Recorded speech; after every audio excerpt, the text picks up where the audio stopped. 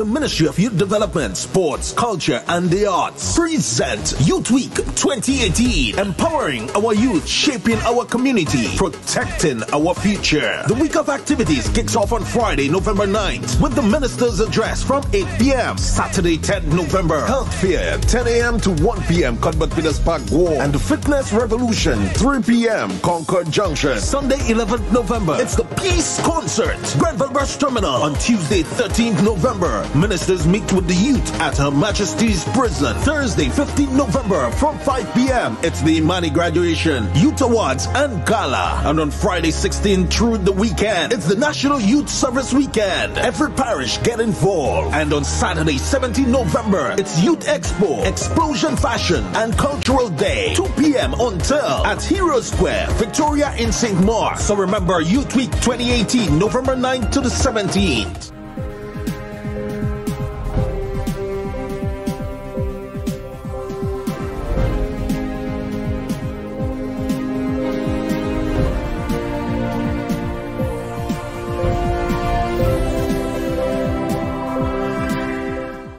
Government says acceding to unions' demands could bring some key programs to a halt.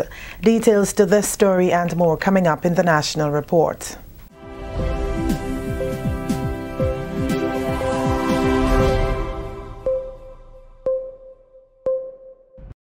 Welcome back with the National Report for today, Tuesday, November 13th, 2018. I am Wendy Edmond.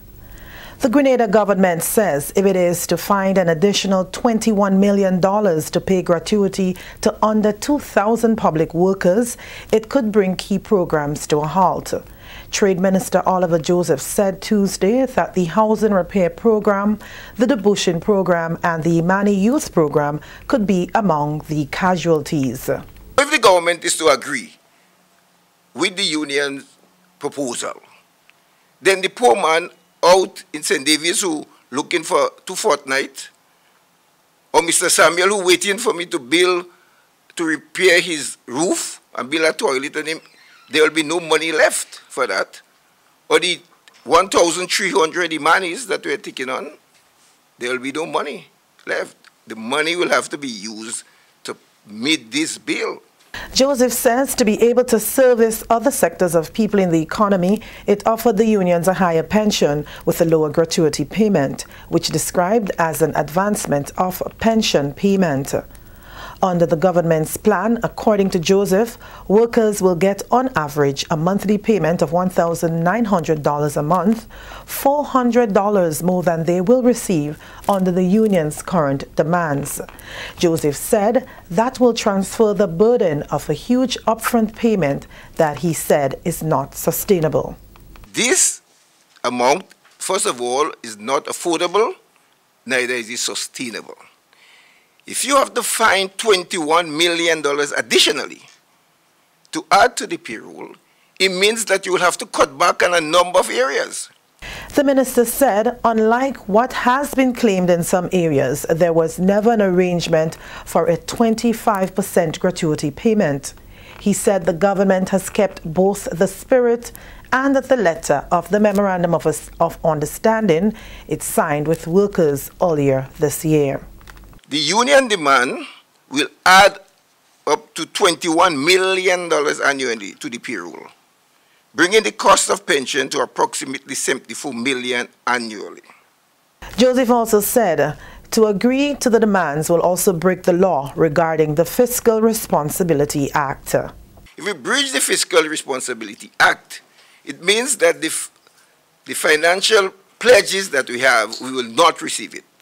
It means that hundreds of millions of dollars in grant funding will not come to the state because of the breach of the Fiscal Responsibility Act. The government of Grenada says it will move to protect people's health care at the General Hospital and other facilities should top medical officials join a call for industrial action by the Public Workers Union. Sources at the Ministry of Legal Affairs say that the government is preparing to file an injunction against any strike in the healthcare services sector which fails to recognize the law. There are restrictions on industrial action in essential services such as the health sector. According to the source, the court injunction would be filed before the end of the week. The PWU has announced that it is joining industrial action, which up until now has been limited to teachers over the dispute over gratuity payments. A government source says that the administration is concerned that the health care of ordinary Grenadians could be compromised by action that is not legal under the labor statutes. On Tuesday, public workers officially joined industrial action inspired by the Grenada Union of Teachers. But government officials said that the majority of public servants showed up for duty on Tuesday. A check at the ministerial complex, the Ministry of Finance, and the Customs and the ports indicate that operations there were normal. This is the National Report. More news after the break.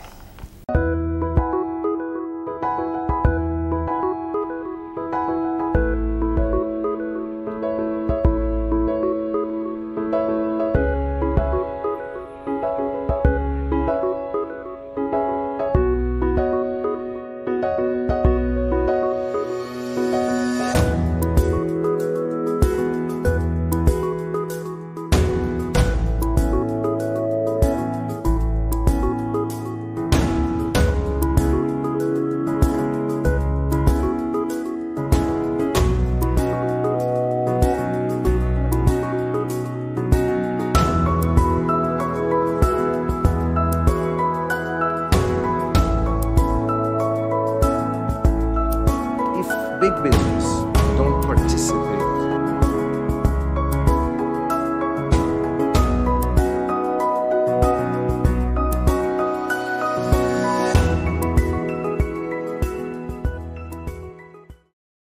The Cabinet has decided that in accordance with law, if you withhold your labor, then the employer can withhold its wages. So if you did not provide labor, then you should not expect to be paid for days that you did not work.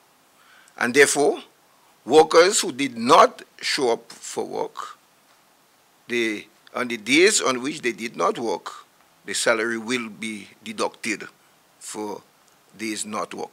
Minister for Trade Honorable Oliver Joseph addressing the current impasse between the government and the public sector trade unions during the government's weekly post-cabinet briefing on Tuesday.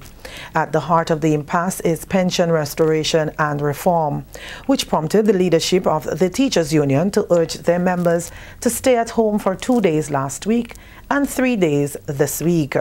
Workers represented by the PWU have also been asked not to report to work on Tuesday and Wednesday.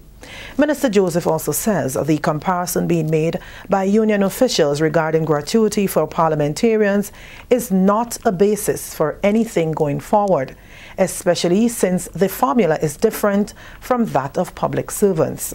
In a release to its members titled "Gratuity a Must," the Public Workers Union said after only 4 years or 1 term in office, parliamentarians receive full gratuity and continue to receive gratuity every 4 years they remain in office. He says that they are not painting an accurate picture.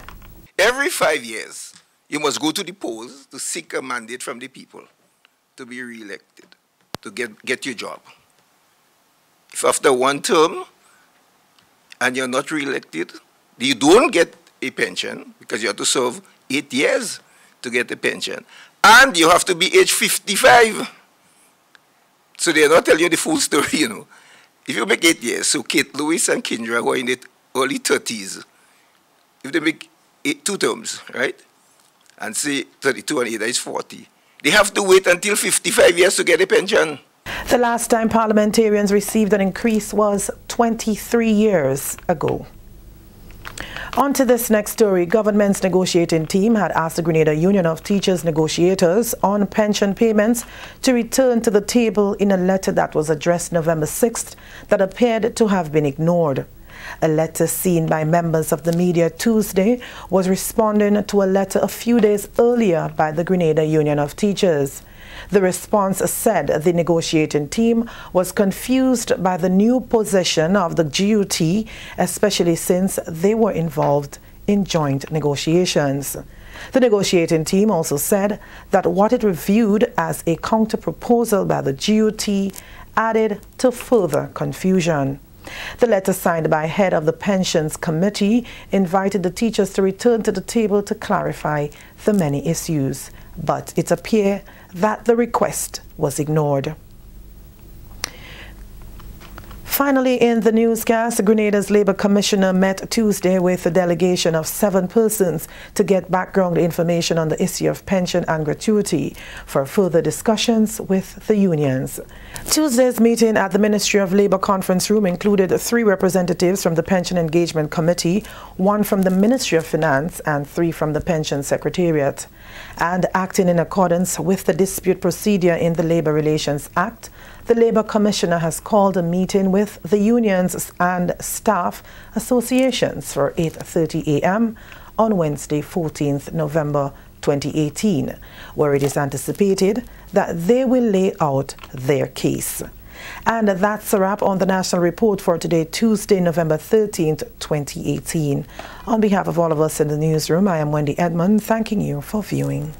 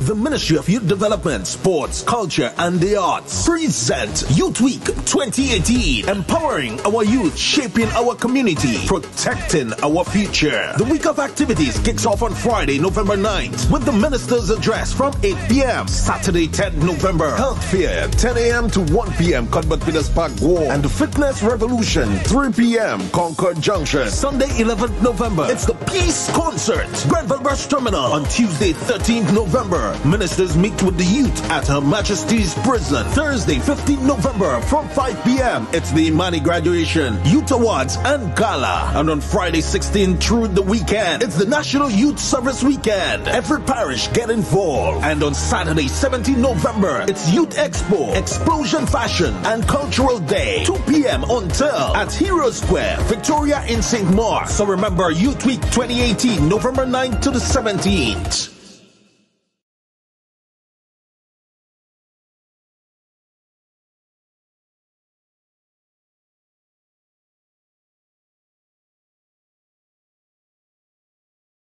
Gratuity is not a payment from the employer in addition to pension.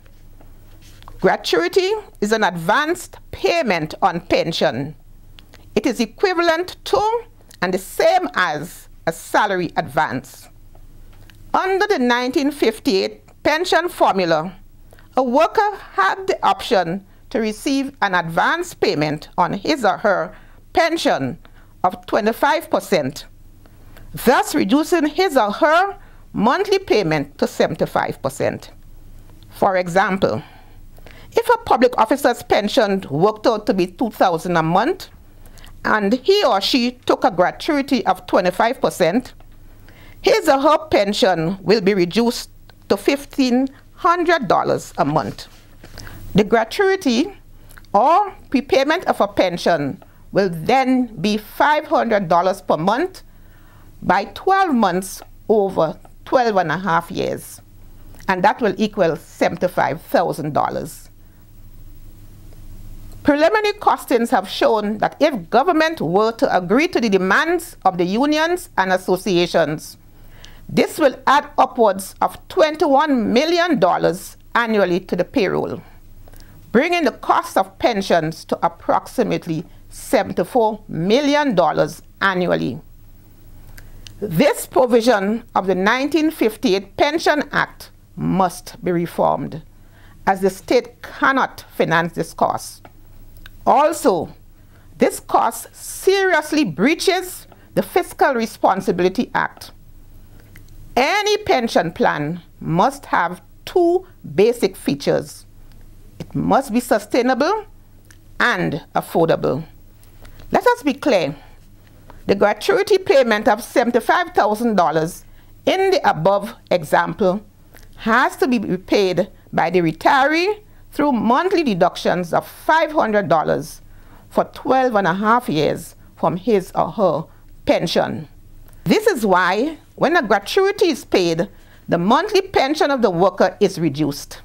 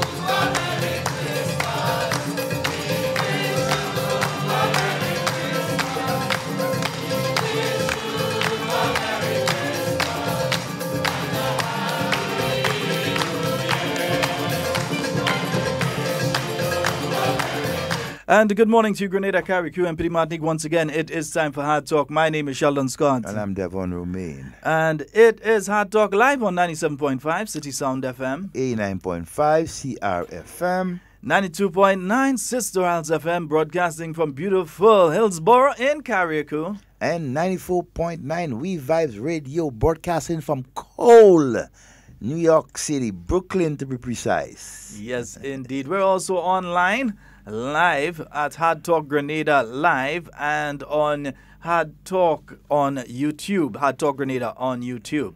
You can also look for us on our website, www.hardtalkgrenada.com. Yes, indeed. So those of you, remember to like and share the live, like and share the live. Devon, you get good licks, boy. Wade, in case you're on the road, we need you to kind of sign into the live and watch Devon. You go realize that you get some blows, boy. You get some blows somewhere in between there. Domestic violence is nothing to joke about. Whether it's man getting beat or woman getting beat is nothing to joke about. But you get some licks there, boy.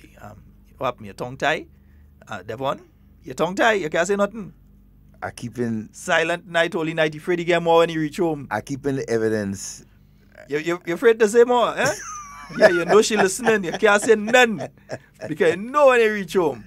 More licks. Oh, boy. Next thing you come with a next sling.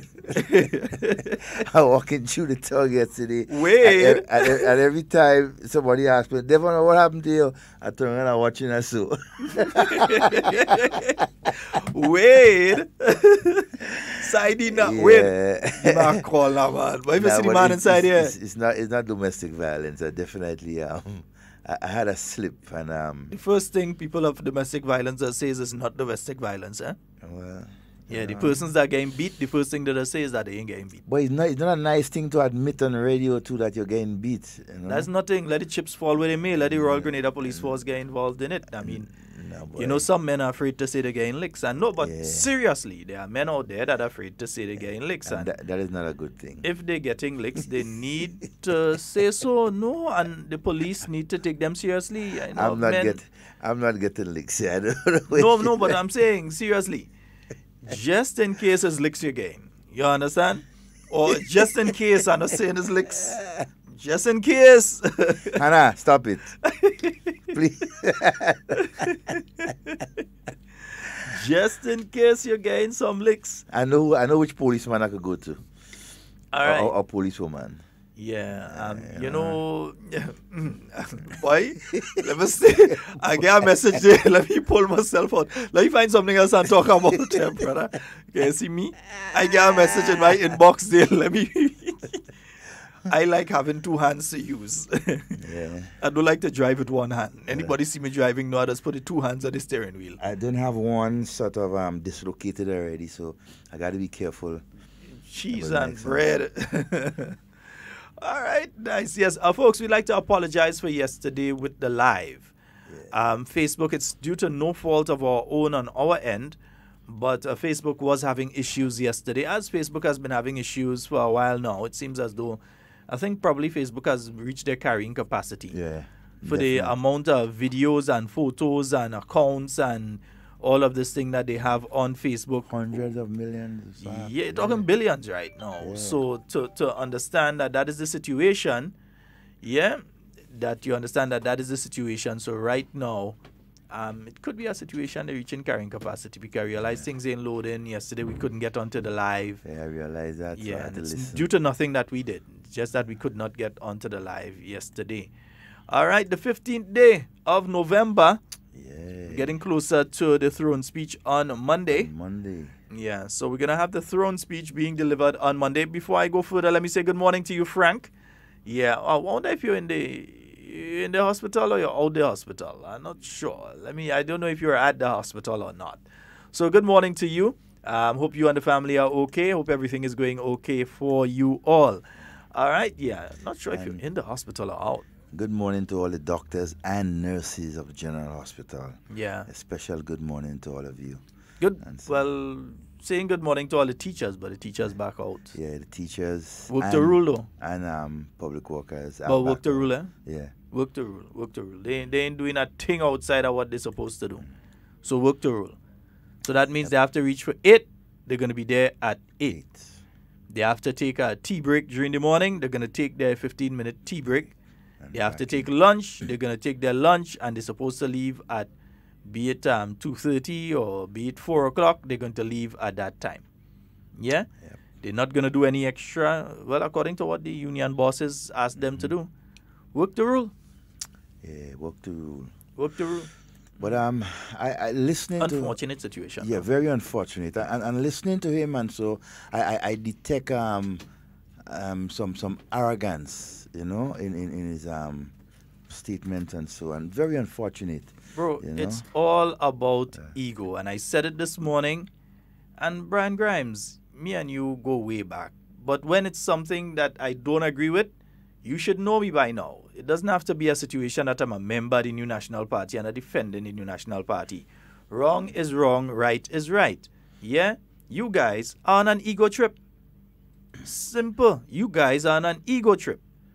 And I say it's an ego trip simply because you all know for a fact that legally you aren't entitled to a single cent. Yep. And that is this government that decided that, yes, you have to be entitled to something. And that has decided to go the direction of ensuring that you guys receive a proper pension and gratuity. Not that you receive zero from government, because you have what you get from NIS and government is going to join with that to make sure that they get the proper amount. But not that you end up with going home from government with nothing and have to depend on the NIS for the little caca that it does give. It's this government that decided that, the same government you all calling wicked. The same government that you all saying don't care. The same government that some people are out there saying that the government don't care about the students and so on. Listen, it is my firm belief, unshakable belief, that one, the teachers care about their students. I don't think I know of any teachers that do not care about their students. I believe in my heart of hearts, yeah, that teachers care about the students. They care about the nation and they care about the students. That's my personal belief. I don't know if you have a different belief, Devon. Well, I can't see, and I don't have the evidence to see that, okay, teachers, most of our teachers, if not all, don't care, because we have seen their performance in school. We have seen the results, right, coming out of the schools, and so both academic and, you know, sports, cultural, and that sort of thing. So we definitely have to summarize and say, yes, our teachers are performing, right? And so, but well, it's there to show, you know, our evidence is there. Our students, both at the primary level and the secondary level, and even the tertiary level, have been performing exceptionally well. Exactly. At the not just the local level, no, they're not only bad in the yard, they're bad outside as well, and that has a lot to do with the teachers. Definitely. Yeah. The dedication, the time they spend, and so with the students and so on. And most parents are comfortable and satisfied with what they are getting, and so from the teachers. Yeah. Right. And so for me, it's a problem when I see people making posts on Facebook about the teachers too wicked and greedy and they don't care. I have a problem with that. I don't support that at all. I have a problem with that. You know, some people that's here selectively. So they didn't hear me say this before. They didn't see when I posted and said this. And I'm saying it again today on the 15th of November, 2018. Yeah? That the teachers, yeah, are deserving of their 25%. Nobody is saying that the teachers aren't deserving of their 25%. Nobody. Yeah? I might be deserving of $1 million for something that I did in the past right now. It doesn't mean I could get it. Yeah, it doesn't mean that there is the ability to pay me that. Right? So at the end of the day, I don't think government has ever said that teachers are not deserving of 25%. I can't see. I heard Minister Oliver Joseph. I heard him on the post-cabinet press briefing, and then I heard him on GBN. I didn't hear him say that teachers are undeserving of 25% or that public workers are undeserving of 25%. Nobody is saying that they are undeserving. Nobody is saying that they didn't work hard and they don't work hard. Nobody is saying that they ought not to get it. But the thing is, does the country have the ability to pay that at this time? And let me add in the words, at this time. Exactly. Because some people are acting like if Grenada going to finish in the next 5 years or the next 10 years, it ain't go on no Grenada. Like if we like one of them islands in the Maldives. Yeah, that you have to go below. Yeah, that after a while you realize that you have a time frame on that place because the water is going to cover it and they're going to be under the water and it will no longer be a country again. Climate change. Yeah. Some people are operating like if Grenada on a timer.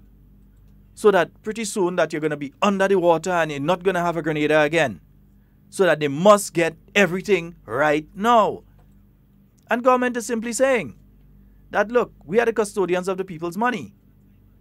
Yeah, we've taken licks over the years as being custodians of the people's money. And now when you're trying to do the right thing, when you're trying to ensure that you're properly managing the people's money, because lo and behold, this dumb argument that keeps being put out by the union, and it's an unintellectual, dunce argument, that the parliamentarians get their pension. We're not talking about the parliamentarians here. We are the ones that have to pay the money, not the parliamentarians. Stop trying to give the impression that is the 15 people in parliament are the ones that have to pay the money. A government minister doesn't sign a check. They don't sign a check to pay public workers, you know. Don't. Never had. They don't even sign a document to authorize the payments. Government ministers don't do that. That's the other people within the ministries, the permanent secretary and so on. They're the ones that sign the authorization documents, and you have the financial officers. The accountant general. Right. All these people. Government ministers don't sign any checks, so it's not the government ministers that are going to have to find the money. And then not any government minister could resign today and decide that they just what you're done with this thing. Of course. And then they even if a minister of government wants something, he cannot order the accountant general or so to sign off or anything like that. No, it has to go through the proper procedure and so before all these things are done.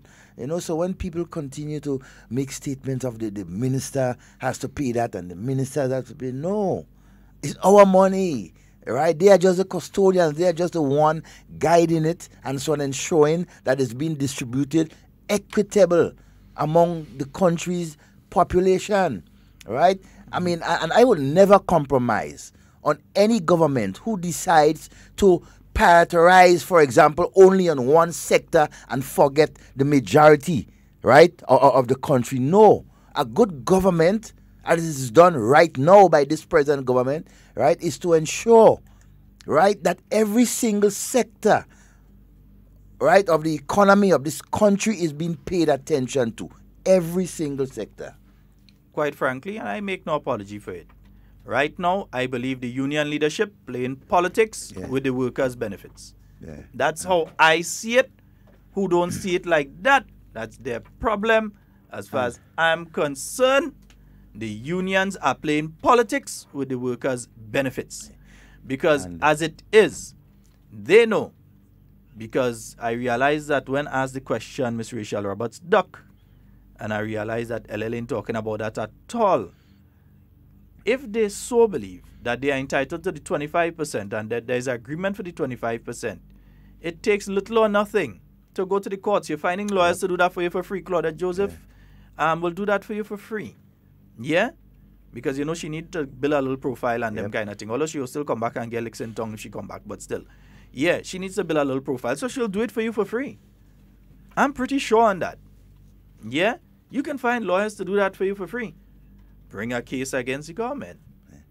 Yeah? I've listened to Sheldon. It's ego. And nobody can tell me different. Go ahead. I've listened to two of the union leaders, right? One is Ms. Rachel Roberts, the Public Workers Union president, and the president of the Teachers Union. In their response to some of the things that was said by Minister Oliver Joseph and so. And the nation has heard it, pure arrogance. I mean, listen to Teachers President yesterday in some of the threats that he made, right? And so I would say to our children, because he is basically telling our children that, look, if based on what we have done, and he should know that what they have done was wrong, right? Based on what they have done, government decides to take action against them. Why should our children suffer and pay the price for that? Why should he come on the air and basically threaten our children that they will not have no more sports, they will take part in no more competition and no cultural activities and these sort of things, no fundraising? Why should our children suffer because of your error? I can't understand that. Well, the thing is this. I do not think, to be honest with you, I do not think it's an error. Yeah, it could be an error in judgment. What's the error in judgment? But the thing is simply this. Workers, according to the Labor Code of Grenada, workers can withdraw at any time their labor. And the employers, at any time when workers withdraw their labor, can withdraw payments for the period of time that they have withdrawn their labor. And I believe a circular to that extent has gone out from the government service. I'm not sure if it's on the CAPSEC or who. CAPSEC, I think. Yeah, but a document has gone out stating that clearly, that look, you can withdraw your labor. That's your right, according to the Constitution of Grenada. That's your right. But it's also the right of the employer to withdraw their salary. Exactly. Yeah. Good morning and welcome. Morning. Good morning, my dear. Yes, just calling to find out. They're asking for 25%. How much is the union getting out of that? Wow. That's a good question. I'm actually not sure. Yes, I'm not sure if the pensioners... Because they know they're going to get a big cut out of it, so that's why they're fighting for this 25%. That's actually an excellent question, and I think I'll post that to one of the union leaders, because I'm not sure if the unions do receive a percentage of the gratuity and the pension payments. Right. I'm not sure if the union does receive that. Okay. I know they do receive, while the person is working, they do receive their union dues. Yeah. But I don't know when a person becomes pensionable, when a person becomes a pensioner, and they receive a gratuity, if there is a payment from that gratuity to the union, and if there is one from their monthly pension to the union. Mm-hmm. I'm not sure, but I could find out. Yes, because I find they pushing too much. And then last night I hearing the guy saying, but he cutting off all activities from them children in the school. This is wrong. The children have no place in this kind of a thing that's going on there.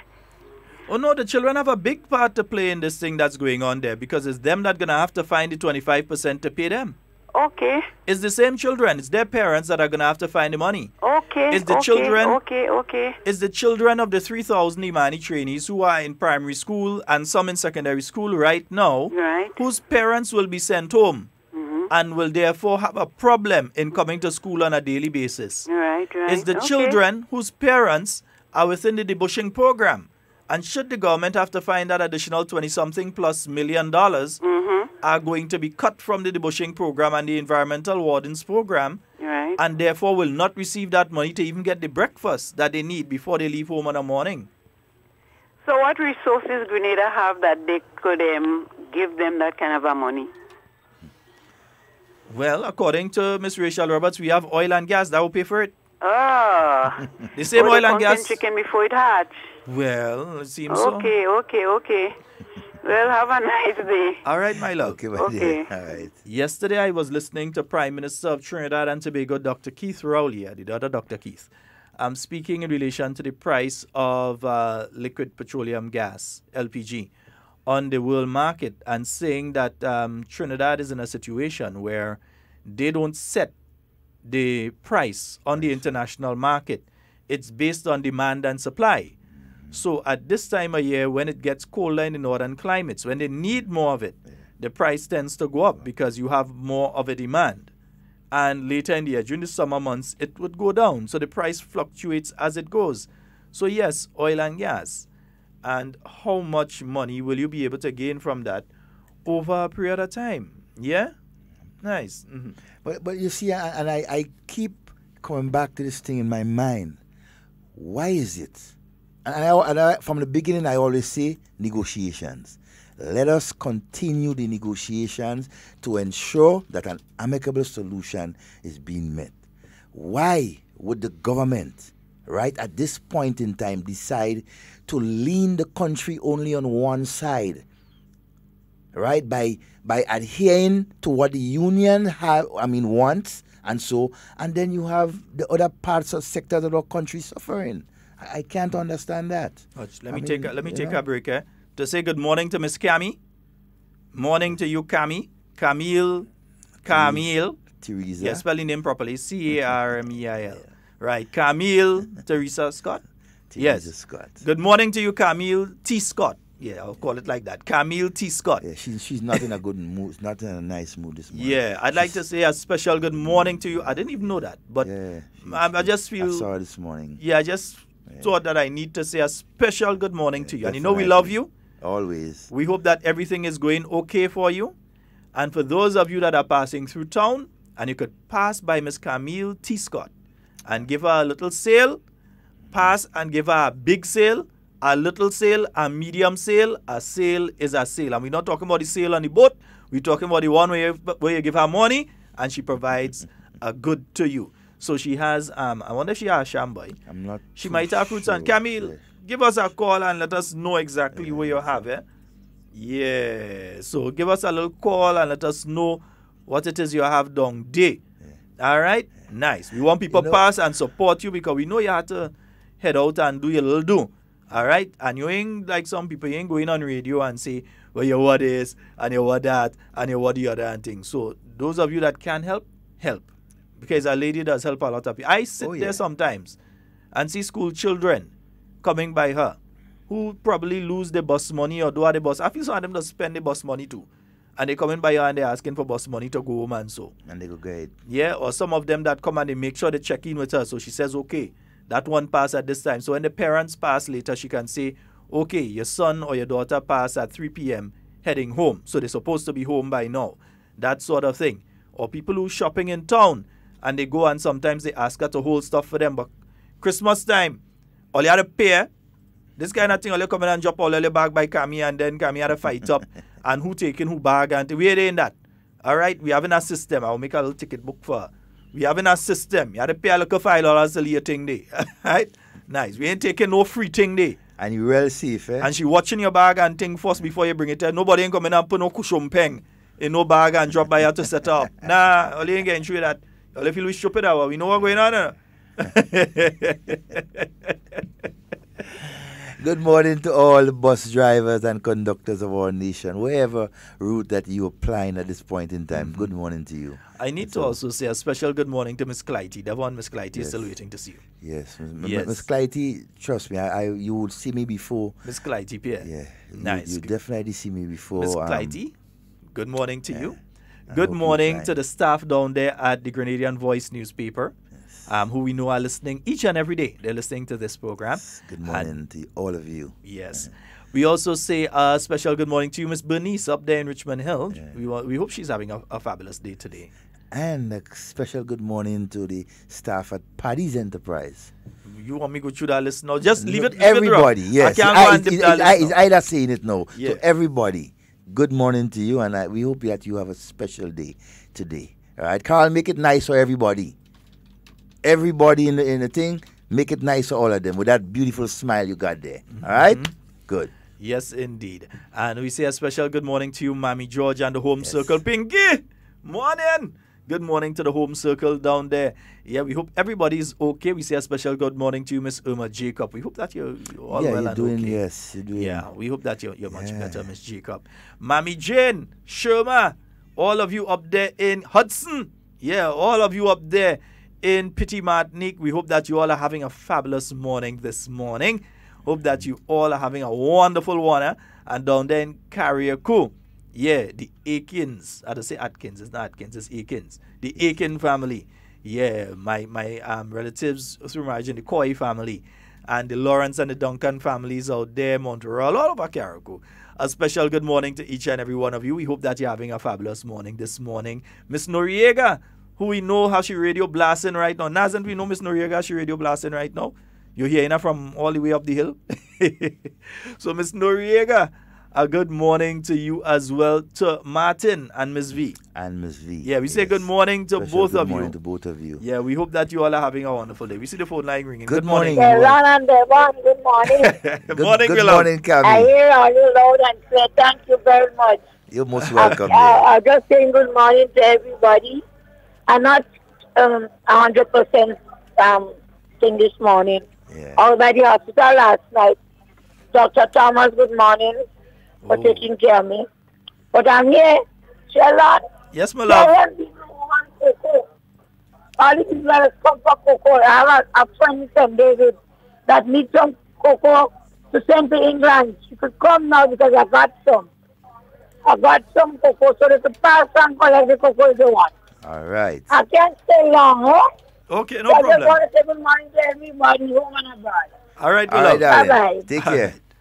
Yeah. Yes, man. And Cammy, according to Devon, all them big belly man down there. Yeah, to all them big belly man and them Cammy. Fluffy. All they better take care of Cammy, eh? Fluffy, we had a talk. Well, Fluffy right now driving tourists. Yeah, so Fluffy, a little later in the day or tomorrow, we had a talk. Fluffy. Yeah, we had to handle a scene because I don't want, ting. And Christmas coming up, I want to organize the scene. You understand? Just now, you had to stop calling him Fluffy, He losing all the fluff. Man lifting weight and things. You start to see the muscles coming out. And the muscles coming out, but he's still fluffy in character. He's still lovable. For the ladies, he's a fluffy, a teddy bear. He's still lovable. That's Uncle Fluffy. He's still lovable. Yeah, so Martin, Miss V, good morning to you. Oh, I have a good friend down there in Woodlands, and I'm forgetting her name right now. But a good friend down there in Woodlands, and I'm hoping she's having a wonderful day as well. Let me just get her name. Well, Miss Yvette in Mount Rush, that's one. Must say good morning to Miss Yvette and Miss Glenna Nelson. Good morning to you as well. Good morning to all of you on the live this morning. Good morning and welcome. Hello. Good morning. Good morning, gentlemen. Good morning to you, sir. Well, Mr. Scott and Devon, good morning to your listening audience. Well, one of the things I'm surprised that whilst the phone is ringing, you was mentioning Fluffy, because that is exactly where I wanted was to start, because Fluffy is beating me over the head and telling me that you all don't even mention his name no more. Apparently, you all waiting till for election to call. Oh my God! To treat him like a VIP. But it's a good thing I call him and say good morning, no? I'm telling you. So I'm glad you all mentioned that. Mr. Scott, I'm going to ask these questions here and make my point, and then I hope you can elaborate on it for us a little bit. Now, I want you to remember now. The question is, what is the 1958 law? You could talk about it when I hang up. Regarding pension. 1958 law regarding pension. Now, when it was changed by the revolution, was it legal? Right. And if it was not legal, Miss Armstrong ruling, what does Miss Armstrong ruling really does? So if the revolution changes was not legal, then are we back to square one in terms of the 1958 law? That's what I want to know. Because the more I hear about it, sometimes it gets a little bit more confusing. So I want to know, for example, if, like in 1958, if everybody, was entitled to a pension.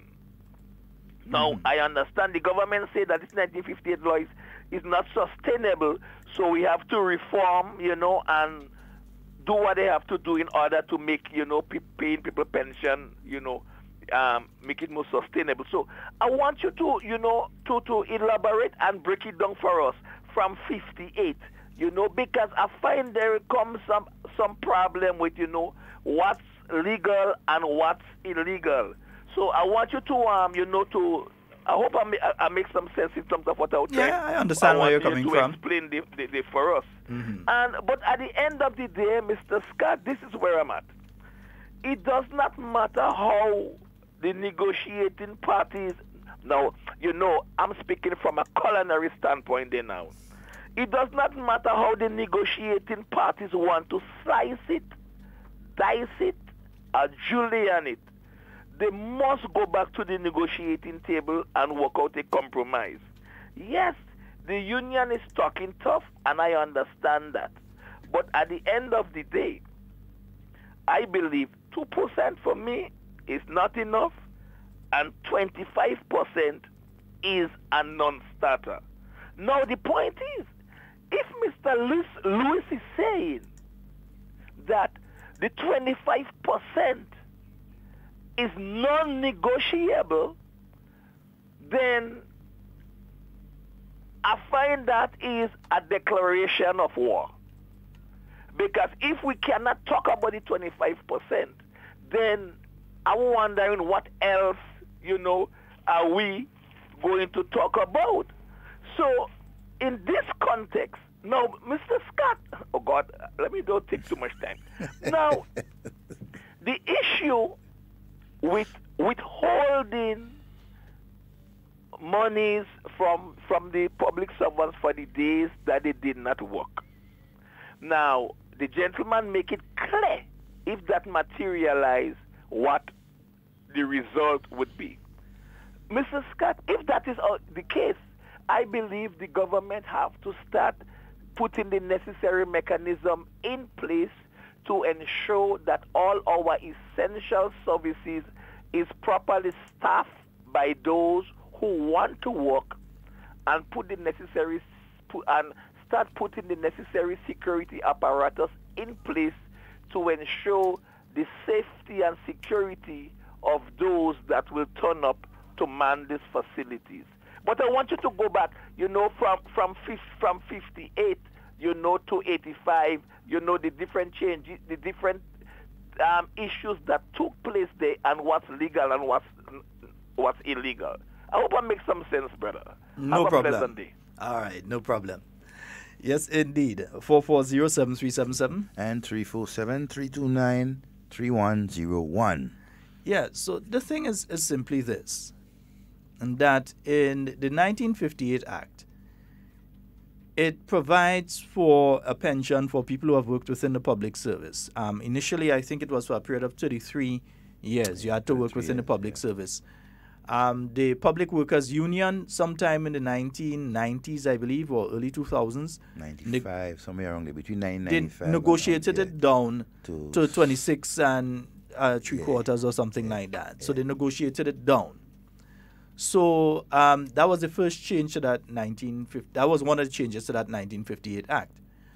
But that was only in relation to persons, when that was done, that was only in relation to persons who entered the public service prior to April 4th, 1983. Now, on April 4th, I'm going to hold calls for a short while. On April 4th, 1983, the Pension Disqualification Act was passed by the then revolutionary government. The reasoning behind passing the Pension Disqualification Act in 1983 was because at the same time you were making a contributory pension scheme, which we now know as the National Insurance Scheme. That is when the National Insurance Scheme was born, in April of 1983. Now, what was happening before is that government would simply dip into the consolidated fund and pay pensioners. What was put in place in 1983 was that pensioners, but all the workers, would pay some money towards a scheme that at the end of their time in public service would provide a pension for them. So every month they would pay a percentage and the government would pay a percentage together with that, as still occurs up to today. Government pay a percentage, the worker pay a percentage, so it's a contributory scheme. You contribute towards the National Insurance Scheme. So that is what replaced the 1958 Act that was there. Remember, the 1958 Act had no NIS, was just the government of Grenada had to find all the money and pay you your pension, pay you your gratuity, and so on. So as of 1983, it removed government's responsibility to do that and placed that responsibility on the National Insurance Scheme, sans gratuity. So you don't have a gratuity to get as such from the National Insurance Scheme, any big gratuity to say a 25% or a 50% or anything like that. What you receive is your monthly pension. And then there are things like death benefit if you die, and all these other things that you could receive. College for your right. Benefit for your education. Yeah, even maternity and paternity things from the National Insurance Scheme. So you could receive those things, right? So that's the contributory scheme that replaced the Pension Act of 1958, but only for workers. So the Pension Act of 1958 is still in force, but only for somebody who entered the service up to the 3rd of April 1984.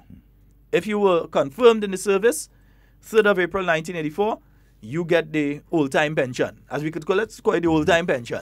That's referred to as the 1958 pension. Right. Now, Miss Hermelyn Armstrong decided that this was unfair. She entered the service after the 4th of April 1983. But the law itself, because how a law is passed, the law would go through the parliament, so it's enacted through the parliament, and after it's enacted in the parliament, it goes to the Governor General for the Governor General to sign, and then it is gazetted. The government publishes a newspaper. A lot of people might not realize that, but the government publishes a newspaper called the Gazette. And the government gazette, it has to be gazetted, placed in the government gazette. But that procedure was not completed until the 22nd of February 1985.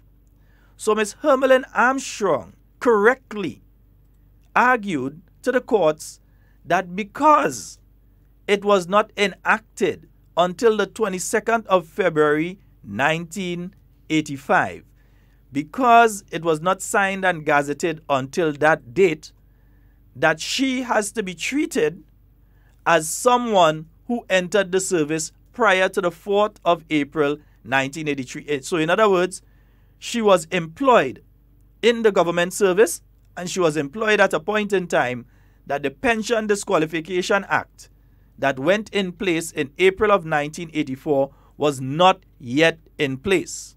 Yeah, because it came fully in place on the 22nd of February 1985. We know what happened in 1983. You had the back and forth and so on, so some things kind of were left in abeyance, and you had all that happened at the end of 1983. 1984, you would have had the interim government and so on, and then you had elections later in that year. So when things settled down, they started looking, and the Constitution was returned. They started looking at some of the laws that were passed under the People's Parliament and enacting many of those laws, because they were the governing power at that time. So the laws that were passed there were legal. Yeah, they were, I don't know if the word traverse is the right word to use, but the laws that were passed there were placed into the law books. Yeah. Some of them, not all of them, but some of them were placed once it was in contravention of the Constitution.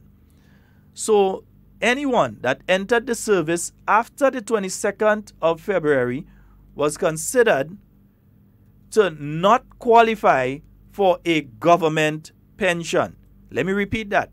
Anybody that entered the service after the 22nd of February was considered in law, legally, right now in the state of Grenada, to have $0 in pension and 0 cents in gratuity to collect. And that has not changed, eh? That hasn't changed. The law hasn't changed on that. If you look at the Teachers Pension Act, it says the final section. Let me get at here. The Teachers Pension Act. This one is I'm looking for the Teachers Pension Act. The final part of the Teachers Pension Act speaks to disqualification. Yeah? And it says no pension or gratuity or other allowance under this act shall be granted to any teacher first appointed as such on or after the 4th of April 1983. So the Teachers Pension Act, that also disqualifies teachers from receiving any pension and any gratuity unless they were in the service. So that act really only deals with people prior to April 4th, 1983, not people after April 4th, 1983. It doesn't apply to them. Everybody after was disqualified, would have had been disqualified. That is also the case with the Pension Disqualification Act, which basically disqualifies everybody else from receiving a pension after the 4th of April, 1983. All other people that worked within the public service. Yeah.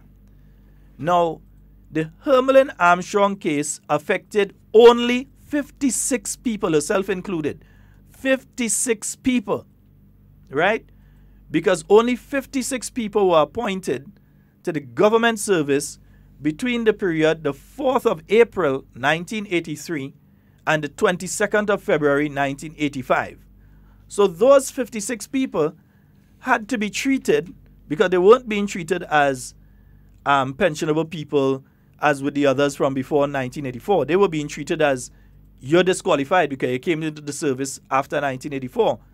But they came into the service before the Pension Disqualification Act was entrenched in law. It was entrenched in law on the 22nd of February 1985. So these 56 persons, conversely, had to be paid. Government paid $7-point-something million to these people this year. That's their gratuity, and that's their pensions that they were supposed to receive, minus what they would have already received from the National Insurance Scheme. That's their pensions and gratuities for the last how much years that they should, according to when they retired, that they should have been receiving.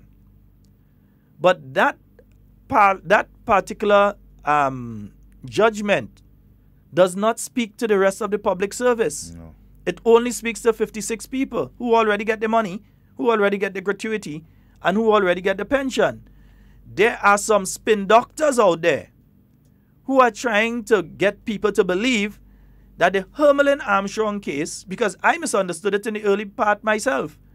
I thought in the earlies, I'm one of the people that thought that the Hermelin Armstrong case affected all public workers, that meant that all public workers had to get their pension and gratuity.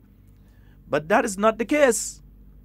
It only speaks to those 56 people between that period of time. I know that created a problem that the unions not talking about among them.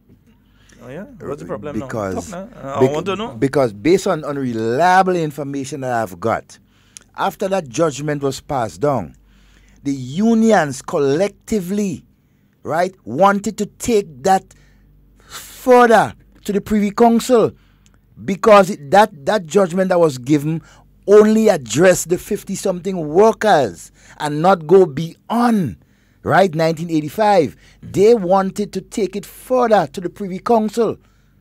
Financial problems was the situation. That is why they couldn't go. And I might have you to go to the CCJ. But anyhow. That's my point. In getting that information, that was the first thing that came to mind. So, folks, I know the phone line is ringing, but we want to be clear that we outline what are the facts in relation to this case. We ain't playing no ego trip. We are nothing about telling government do pay and union strike and thing. We are no ego trip here. We are stating the facts. They could say I'm being paid as much as they want. They could go to hell as far as I'm concerned. They are accustomed saying that anyways. At the end of the day, the facts will always remain the facts. And should I die today or tomorrow, it would not change the fact that the facts are the facts and the truth is the truth. Right. So, the judgment in the Hermelin Armstrong case cannot be used to justify payment of pensions or gratuities to any other person outside of the 56 that received the $7 million this year. Exactly. Them and their estates. I think one or two may have died. So their estates would have gotten it. So the 56 persons that got their monies, or their estates got their money this year. Now, outside of that, the government could have said to the unions, well, this case has only dealt with these 56 people, so to hell with you all. If you all want pensions and so, just continue going to the NIS. Going to the NIS. We have no money to pay you all. We don't have to pay you all.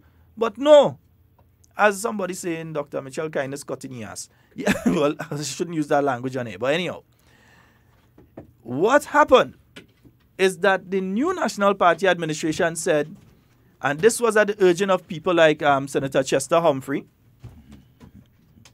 Yes, Depot, I support you in that. Senator Chester Humphrey, call Bernard. Look at it, put me. I want to put me in Cowbelly Crossroad. With the NIS, because he would have been one that was really, well, I mean, Chester. No, but I mean, that's past the thing. But what we have to understand here, because some people are out there spinning all sorts of stuff, and we have to let you know what is the truth in relation to it. They can't make top what they want to spin. They can't, and the thing is, they can't attack what I am saying, because they know what I'm saying is the truth. So they attack me. and feel that they're doing something. There's water off a duck's back. I've been through worse than that. I've been doing a program in opposition. So I've been through worse than that.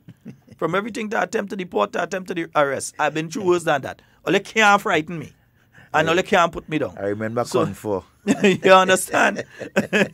Pelt big stone, all kind of thing behind me. Anyhow. But at the end of the day, the public workers, legally, in law right now, even after the Hermelin Armstrong case, are entitled legally, not morally, legally, to $0 in pension and $0 and cents in gratuity. Zero. None. Nil. Nada. Which is the reason. That's a fact. That's a fact. Which is the reason that the unions cannot take the case to court. Because they know they have no case. The law is clear.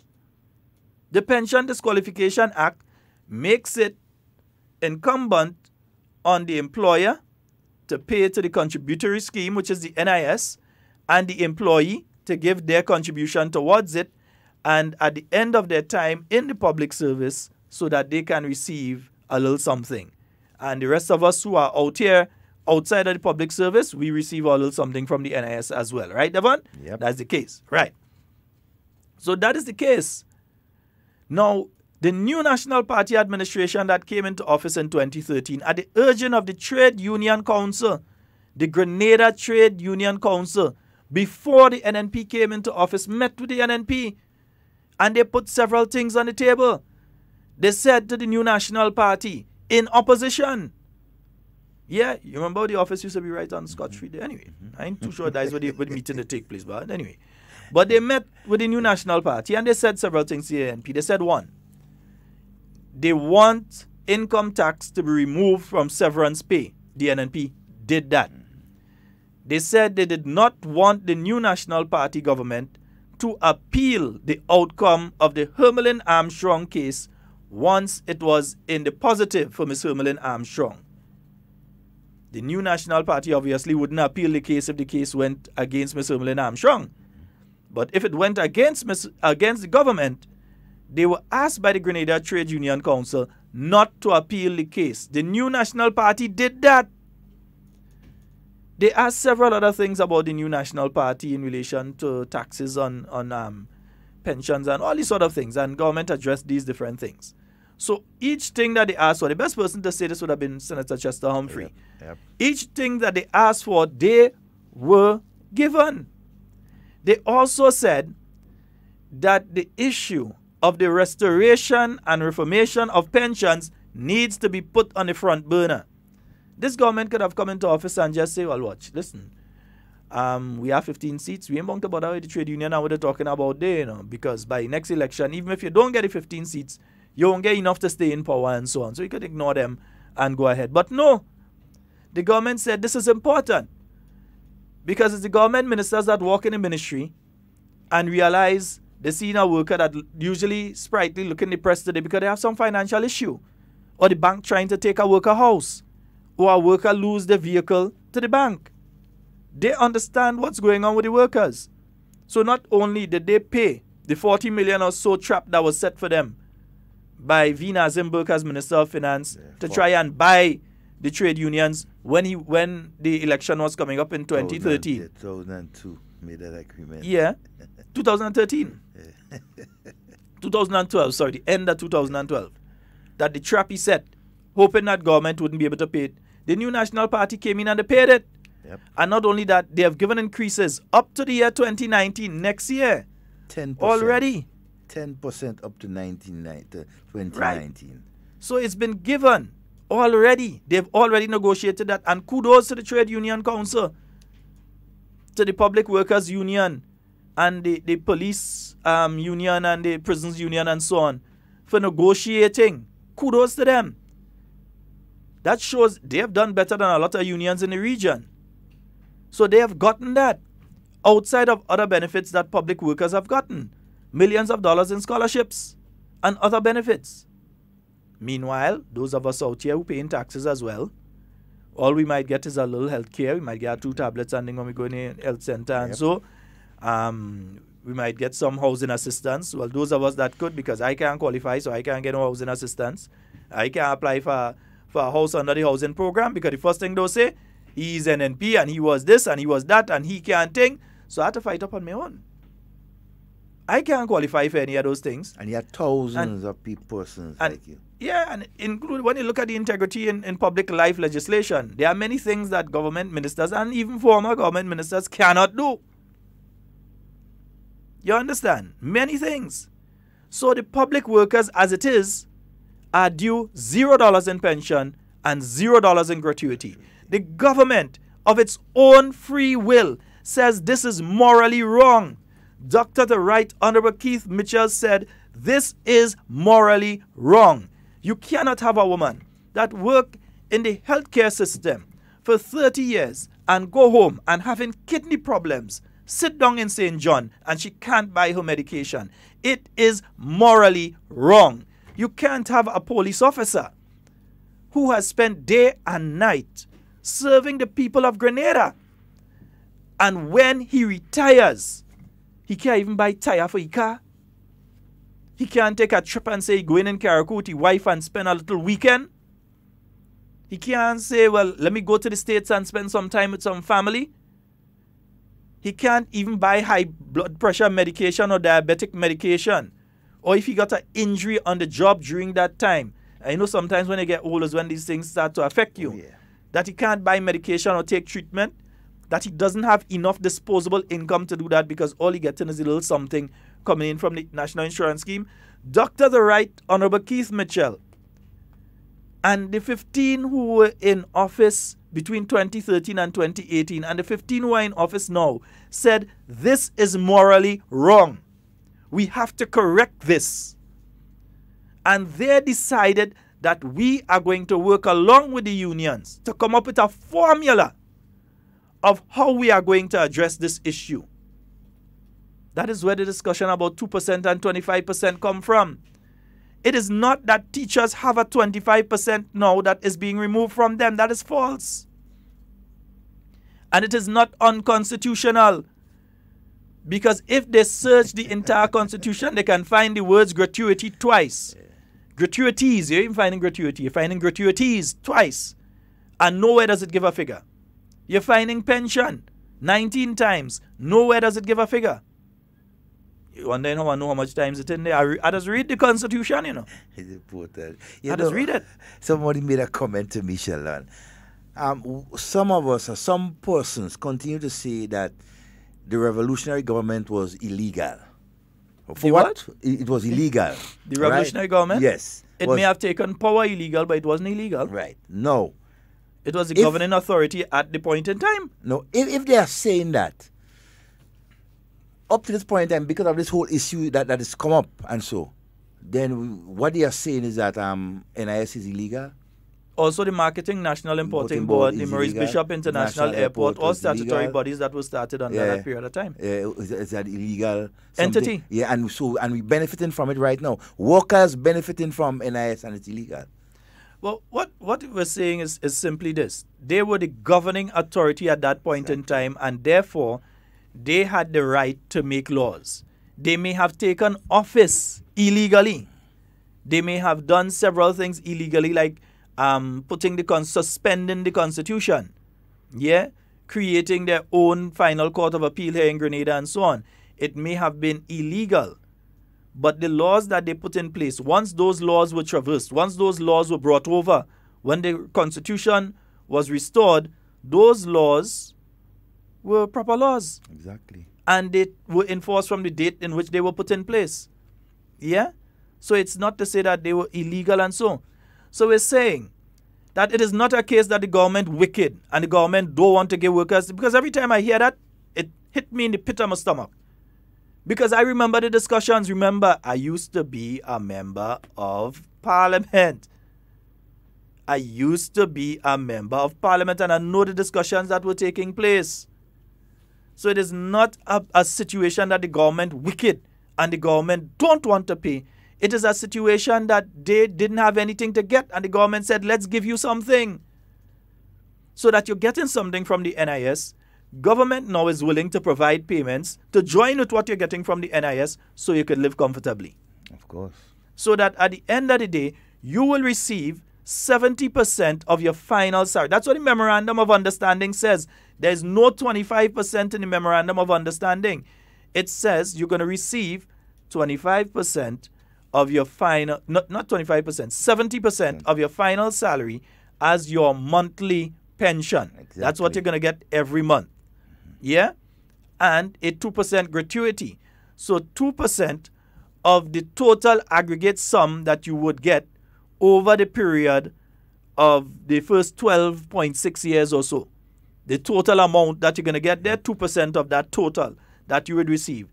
The unions are saying they don't want 2% of the total amount up front. They want 25% of the total amount up front. The bottom line is the teachers are still going to get, and the public workers are still going to get 100% of the money that they're supposed to get. Nothing is being removed from them. They're not losing anything. Nothing. They're going to get 100% of their 70%. If their 70% is 300,000, if 300,000 over the 12.6 years, they are going to get 300,000 over the 12.6 years. In fact, they'll get more because each time the unions negotiate, it's going to go up. So it might start at 300,000 and end at 320,000, 350,000. Yeah? They will get the increases that the public workers get.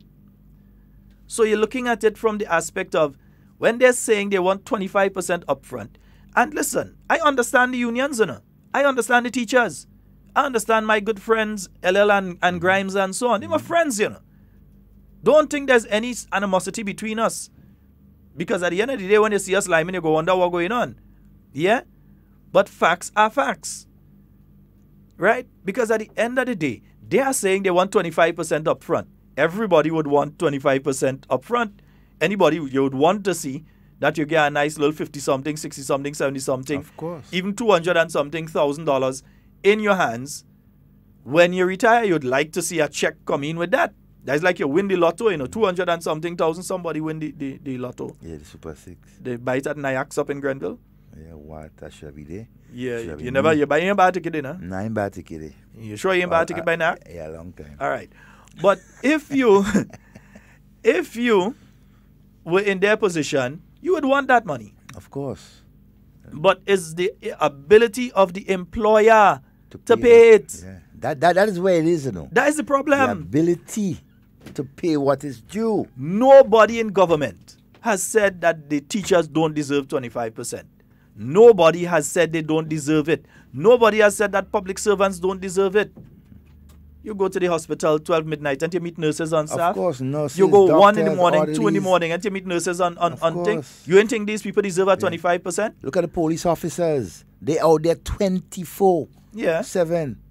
You on the road 2, 3 in the morning, you're seeing police officers driving through. Of course. Sometimes you see the flashing light in the bush because they're looking to see if somebody thieving somebody's house or panting. There are some public workers, right, and teachers who go beyond the call of duty. Yeah. We understand that. We know that. So we understand all of that. By saying it's the ability of the employer, and the employer is not Dr. the Right Honorable Keith Mitchell and the other 14 members of Parliament. The employer is not the cabinet of Grenada. The employer is you, the Grenadian people. Do you have the ability to pay it? Yeah. You know, that's the question, you know. Do you, Mr. Taxpayer Grenadian, do you and Mrs. Yeah, we got to be gender neutral, gender balance. Mr. and Mrs. Do you now? We ain't going into this thing about LGBT. We ain't no. Mr. We and get that far. We'll never get out. This is Grenada. Male, female, right? Yeah, Omar Fudai, right?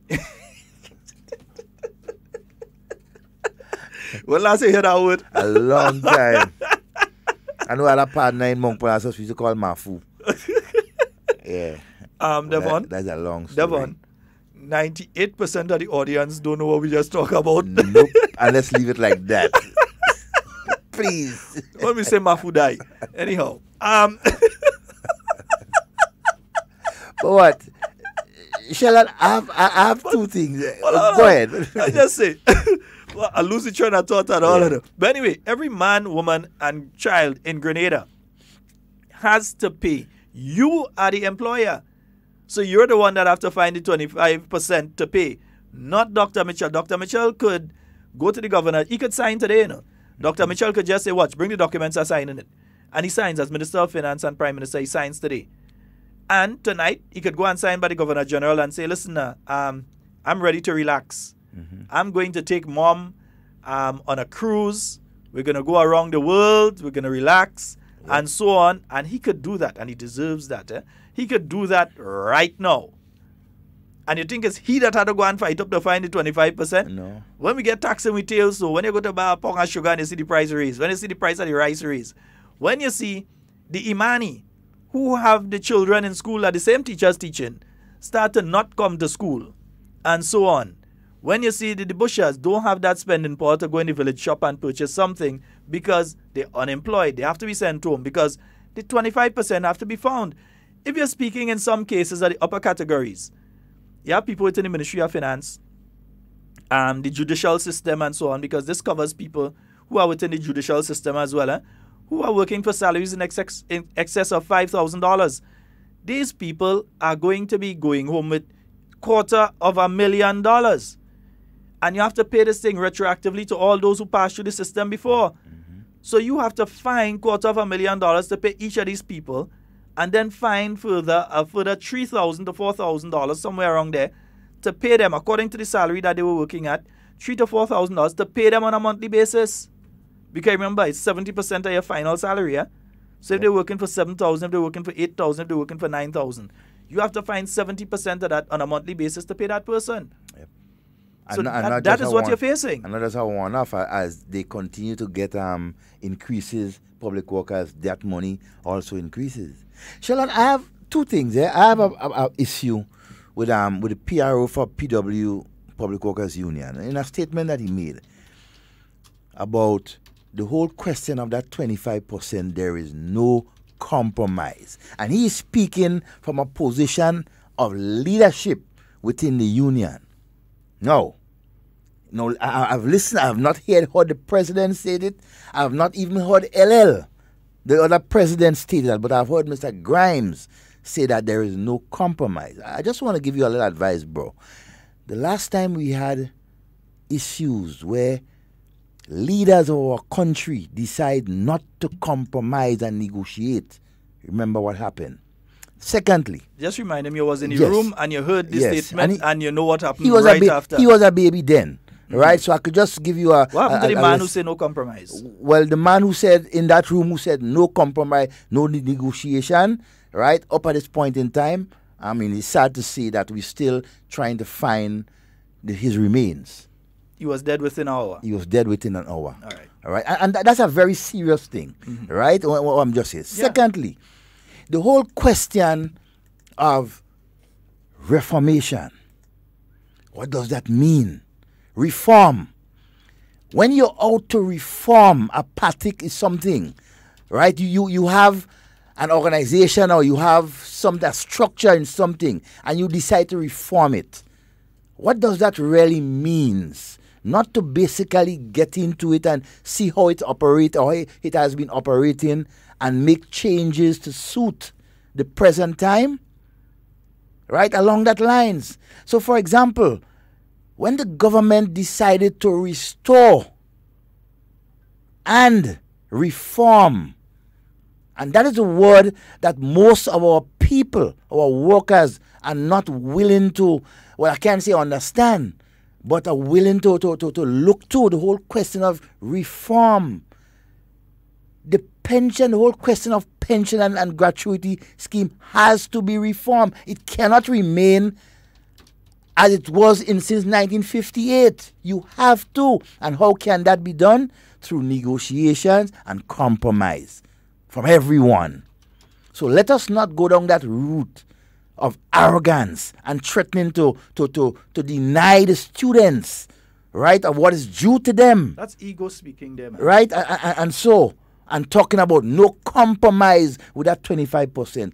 I just want to urge you leaders of the union, be careful of what you wish for.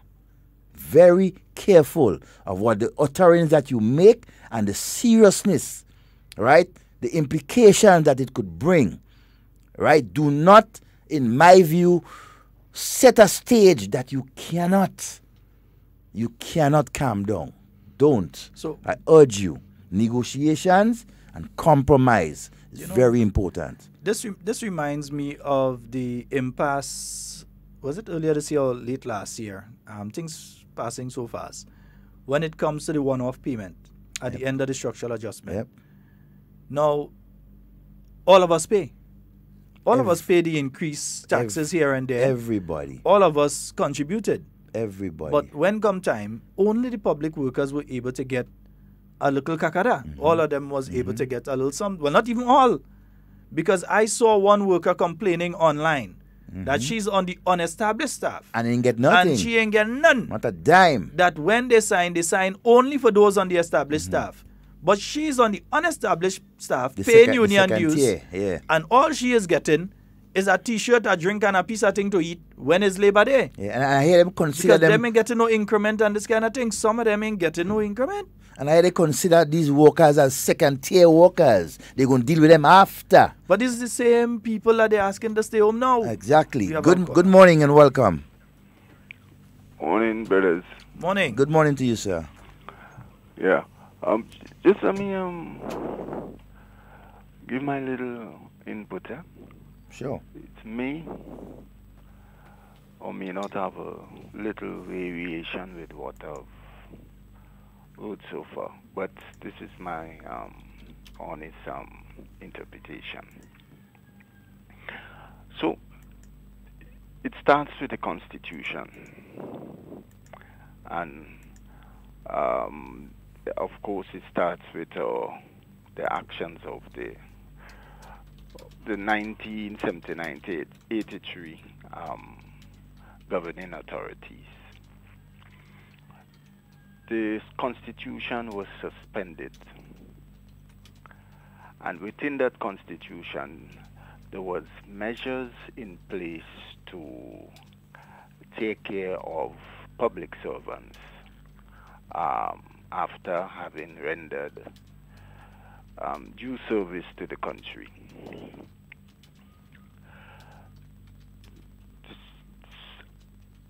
After, with the revolution sought to make some amendment to, made an amendment to one clause of the Constitution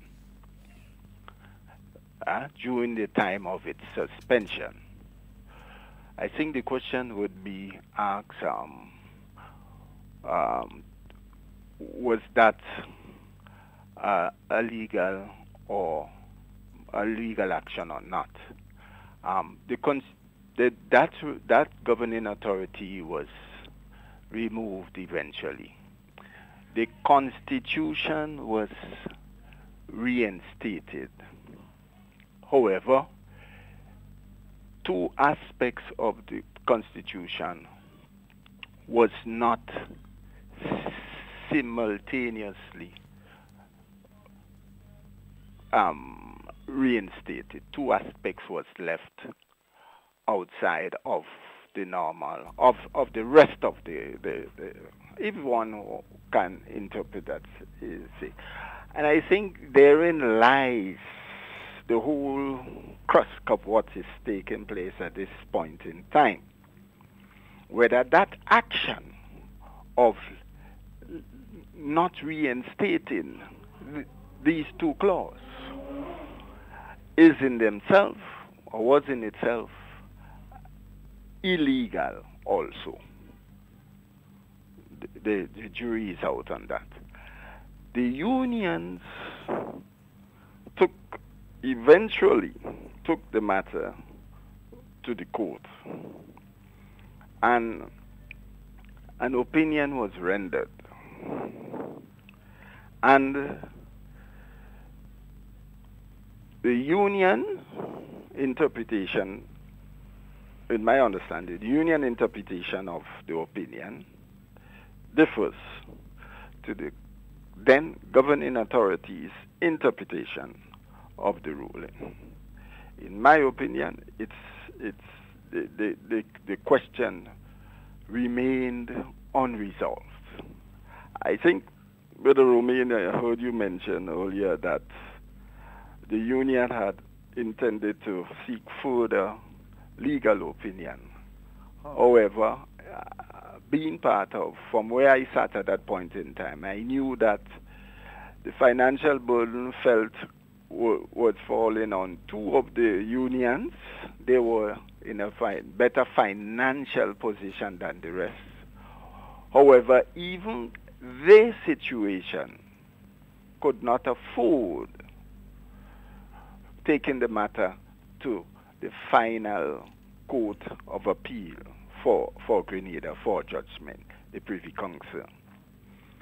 Henceforth, I thought this is one of the reasons why I advocated so heartily for a country to move towards the Caribbean Court of Justice, because I know it was more accessible to us, it's more affordable to us, and the gentlemen and ladies of that institution will have been very much more inclined, in touch with that situation. Be that is me, be that it is its thing. I think, as Brother Scott, as you said, I think while the difference remained in terms of the interpretation, persons of trade union leaning have implored upon the current administration to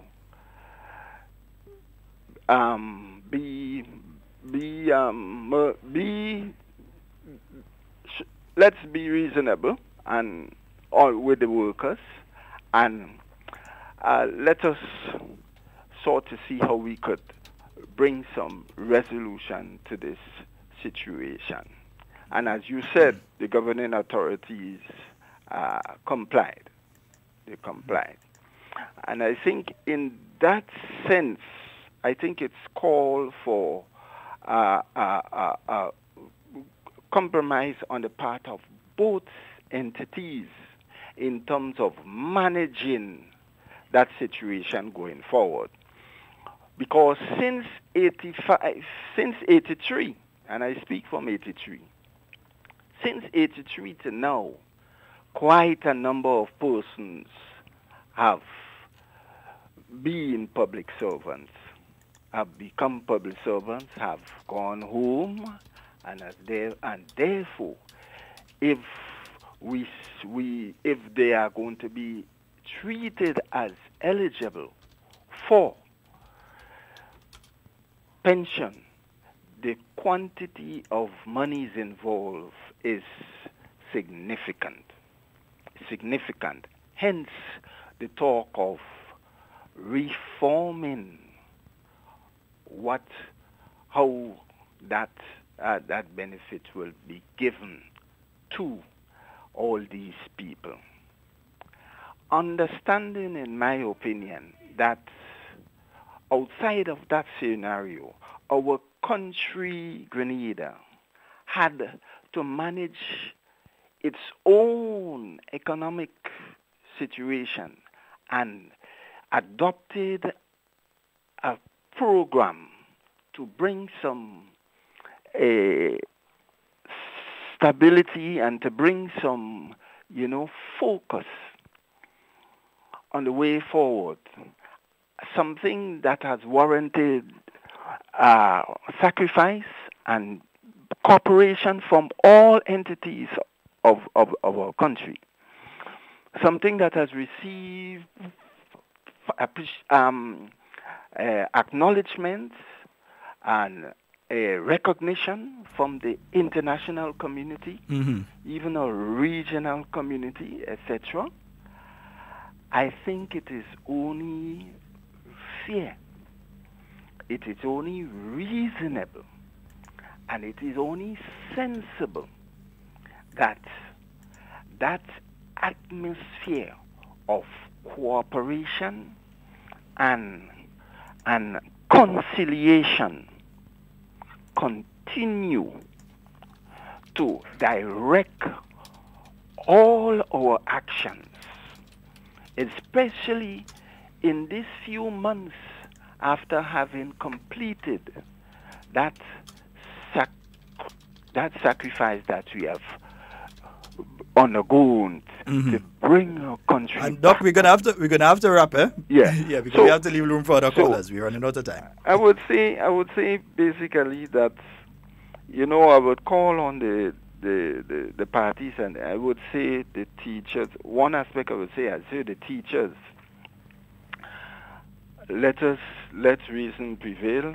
Let us compromise, and at least I think to be calling to be the children. Let us try and keep the children as much as possible unaffected and out of this negotiation that will take them. We cannot be using the children or actions that will directly impact the children in a negative way. We cannot be having that we cannot be waving that as one of a threat. We have to be more responsible than that. You understand? Okay. But I think if we are... As I said, Doc, we had a wrap. Finally, or the economic situation ought to be what guides our leaders here today. All Okay. of them. All right. Thank you. Thank you very much. All right, Doc. 4407377. And 347-329-3101. And we have a call on the line. Good morning and welcome. Good morning. Am I live? Yes, you are. Yes. Good morning, Sheldon. Good morning, Dev. I noticed Devon arm is a bit out of it. I hope you get well soon, man. Thanks. No, basically, right, I'm a bit confused. I was listening to a senior, let me just pause. I listened to a senior official of the Public Workers Union, right? He was speaking to a reporter last evening, and he was saying that the issue of contention, which we all know is a 25% gratuity that the teachers are fighting for, all right? But he is saying that that is non-negotiable. So I am wondering, I mean, I know the government has put an invitation for teachers to return to the table for continued talks, but he's saying that that is non-negotiable from their perspective. But I'm kind of lost because his colleague on the same executive is saying that they are waiting on government to invite them back to the table. Exactly. So something isn't clicking with me because he even went on to say that the issue of pension is not the problem. He said they're open to negotiating fringe benefits around pension, but relative to gratuity, that is non-negotiable. So I don't know whether he misspoke. I don't know whether he should not have disclosed that to the public, and that's something to I find not just from the unions or anybody involved, but specifically people on social media. They saying things without having the facts. But I think there needs to be a meeting of the minds, back to the table, and see how we can settle this, because this is a very ugly situation, and it's affecting a lot of sectors. Yes, yeah? it is. Yes, Thanks, it man. is. Definitely. All right, thank you. All right, my friend. Have a wonderful day. What I would say in relation to this caller is one, the unions walked off of the negotiating table. October 3rd. October 3rd. It wasn't a case that the government came on the table, slapped down a document and say, take that, and got up and walk off from the unions. The government put forward a proposal. They said, here is what we are proposing. The unions say, we find that disrespectful. We ain't thinking that, and as far as we're concerned, it's 25% we have to get. Got up and walk off the negotiating table exactly 1 month and how much? 1 month and 12 days. 12 days, almost 2 weeks. 1 month and 12 days. They've walked off the negotiating table. And for the union leader to be making statements about it's non-negotiable. In other words, to hell was everybody else. That's what we want. Find the money. I mean, that's the attitude. And not understanding that when he's saying these things in the public, he's speaking to the rest of us, like you, caller, who are paying your taxes, me, and Devon, who are paying our taxes, and even our children, who when they buy the little conkles and the little sweetie and thing, now they ain't really supposed to be eating a lot of it. But when they buy the little something, they are paying their taxes too. He's talking to the taxpayers. He's talking to the actual people that are paying that. He's not talking just to the 15 members of Parliament. He's not just speaking to the members of Cabinet. He is speaking to everyone in Grenada. And he can't be saying to all of us that the pie must only share one direction. And then they make the statement, because I've seen the attack on the Imani program. I believe they're having a graduation ceremony today at the Spice Basket a little later on. So congratulations to you all, the Imani trainees who are doing your graduation a little later on. It is unfortunate to be saying, well, government find money to spend on a youth program. Government is getting money through grants, $100 million through grants, because of the Fiscal Responsibility Act and because government has been doing the right things in relation to managing the economy. That's why Dr. Mitchell could get Finance Minister of the Year. It didn't happen just so. It's people who know about finance watch at this, and it's not the regional people that look at that internationally and said that Grenada is doing the right thing. That's how he became Finance Minister of the Year, and that's how Grenada is getting this funding. Now, if you say you want the whole pie, you don't care what the fiscal responsibility says, you want the whole pie. So increase the monthly amount of money that government have to find by $20 million. You ain't care. Fine it. However you could find it, fine it. What are you saying to the rest of us who are the ones that have to pay? That if taxes bust on us, that is we problem? If our children, or even some of us who are listening right now that might be under the Imani program, yeah, there are many of them under the Imani that will be listening now because they're getting ready for the graduation, that you don't care about them, just send them home. Or the ones who come out from doing the bushing this morning, just send them home. Is that fair, Devon? Good morning and welcome. Good morning. Morning. Hello? Okay, that person. Folks, remember when you're calling, listen to us on the phone line, please. You know, one of the things I can't understand, and our caller before made that point. No, and even you, they walked off on the 3rd of October, right? And so, but the next thing you heard from the union is that they're going on strike. They're staying home for 5 days. I mean, within that time. Was 2 in the first part, when we first hear from them? Yeah, 2 days. And just around the referendum. The referendum. So the referendum day was a free day anyway. 1 day before, 1 day after the referendum. And then the following week, you go ahead and take another 3 days. That's the next response that you gave to government after you walked off. Don't you leaders of the union think that was disrespectful to the Grenadian people? Because remember, the government negotiating team is negotiating not just on behalf, or not negotiating on behalf of the parliamentarians, you know. They are negotiating on behalf of the people of Grenada, which includes you. Mm-hmm. Good morning and welcome. Hello? Hello? Yes, you're a live caller. Go right ahead. Hey, Sheldon Devon Romain, all along there, man. Are we good?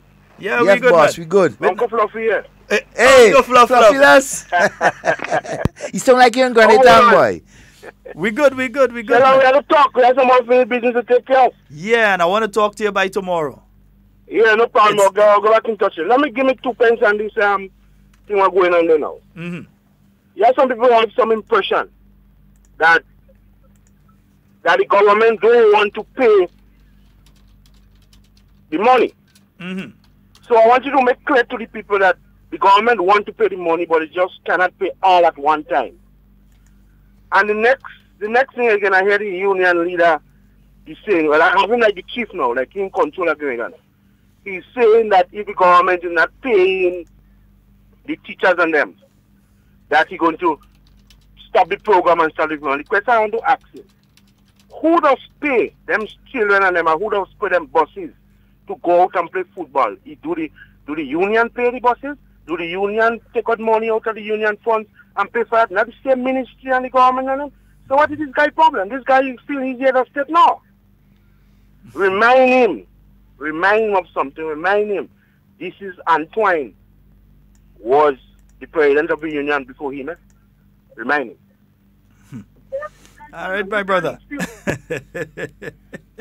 That sounds like Uncle Fluff up in Granatang. Uncle Fluff in Granatang. Have a good day, my brother. Yes, man.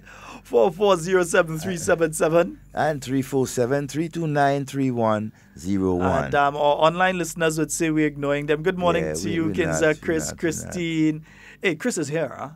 Chris is here. What? And he asking for corn? He's here. I ain't got no corn to offer you, man. Now he knows one-stop shop. Check Cami. Yeah. Good morning to you, Helen Marie and Associates. We hope you're having a fabulous day today. I wonder if people come and start to pay down for the mask costume for next year already. Dali, good morning. Yeah. Yeah. Folks, if you want to sew your curtain, you have time, you want to sew your curtain quick, just check Helen Marie. Don't bring no curtain with no cockroach egg and all kind of thing in between that you give back. Some people bring in curtain with cockroach egg and all kind of. What else all? Good morning and welcome. One more question. Now listen, and I know, I mean, if you all are not legal minds, but you sometimes Sheldon have a very good idea. Now, if we abandon the Constitution in 79, my question is how come the Constitution changes that we make to the Constitution, how does it become legal and binding? That's my question, brother. Wait, I didn't hear the question. Repeat it again.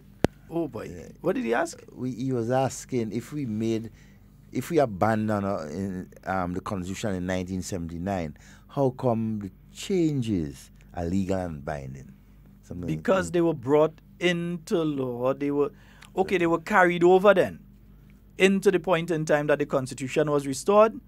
Not all the people's laws, but some. A few of them were brought over because at that time you had the NIS running already.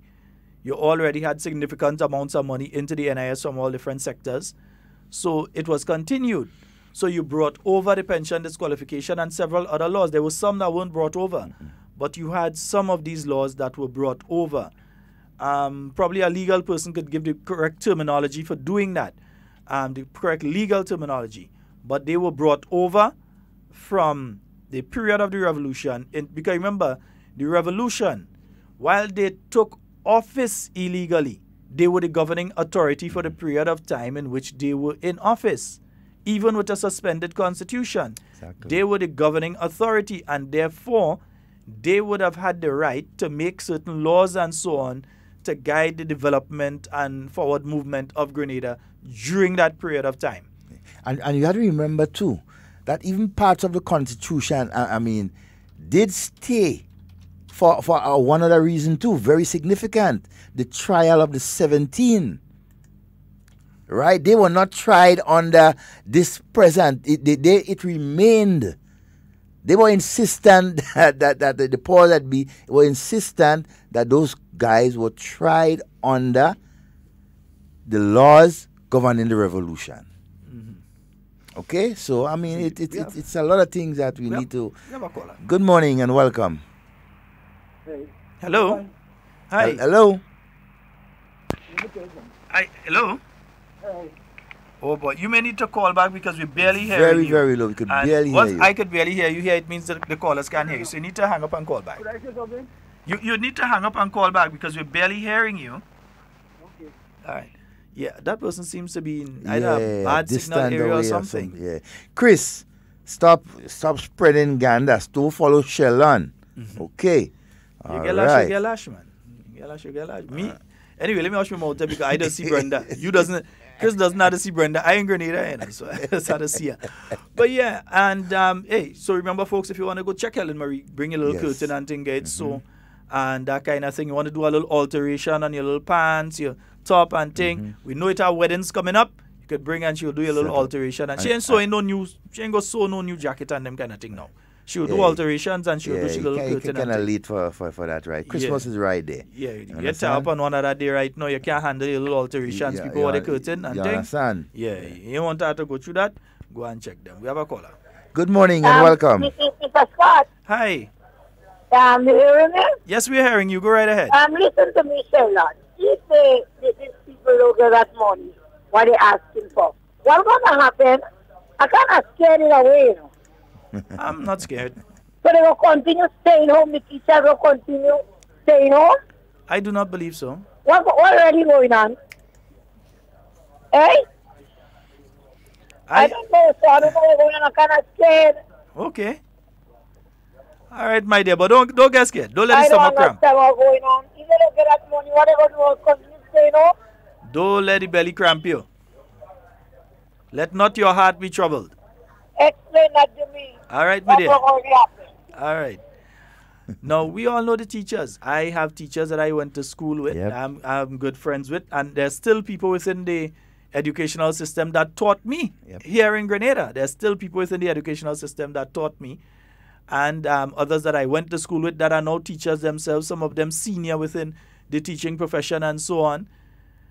I believe that eventually cooler heads will prevail. Certain people will come off the ego trip because it does wear off. Ego trip does always wear off. You know, something does knock you right down. So it's going to wear off, and we're going to reach to the point that a serious, solid discussion and negotiation can take place. Because, again, Devon, since what date? October day? October 3rd. The unions have walked off the table. Yeah. Ms. Beryl Isaac, she did a national address earlier this week. She asked the unions to come back to the table.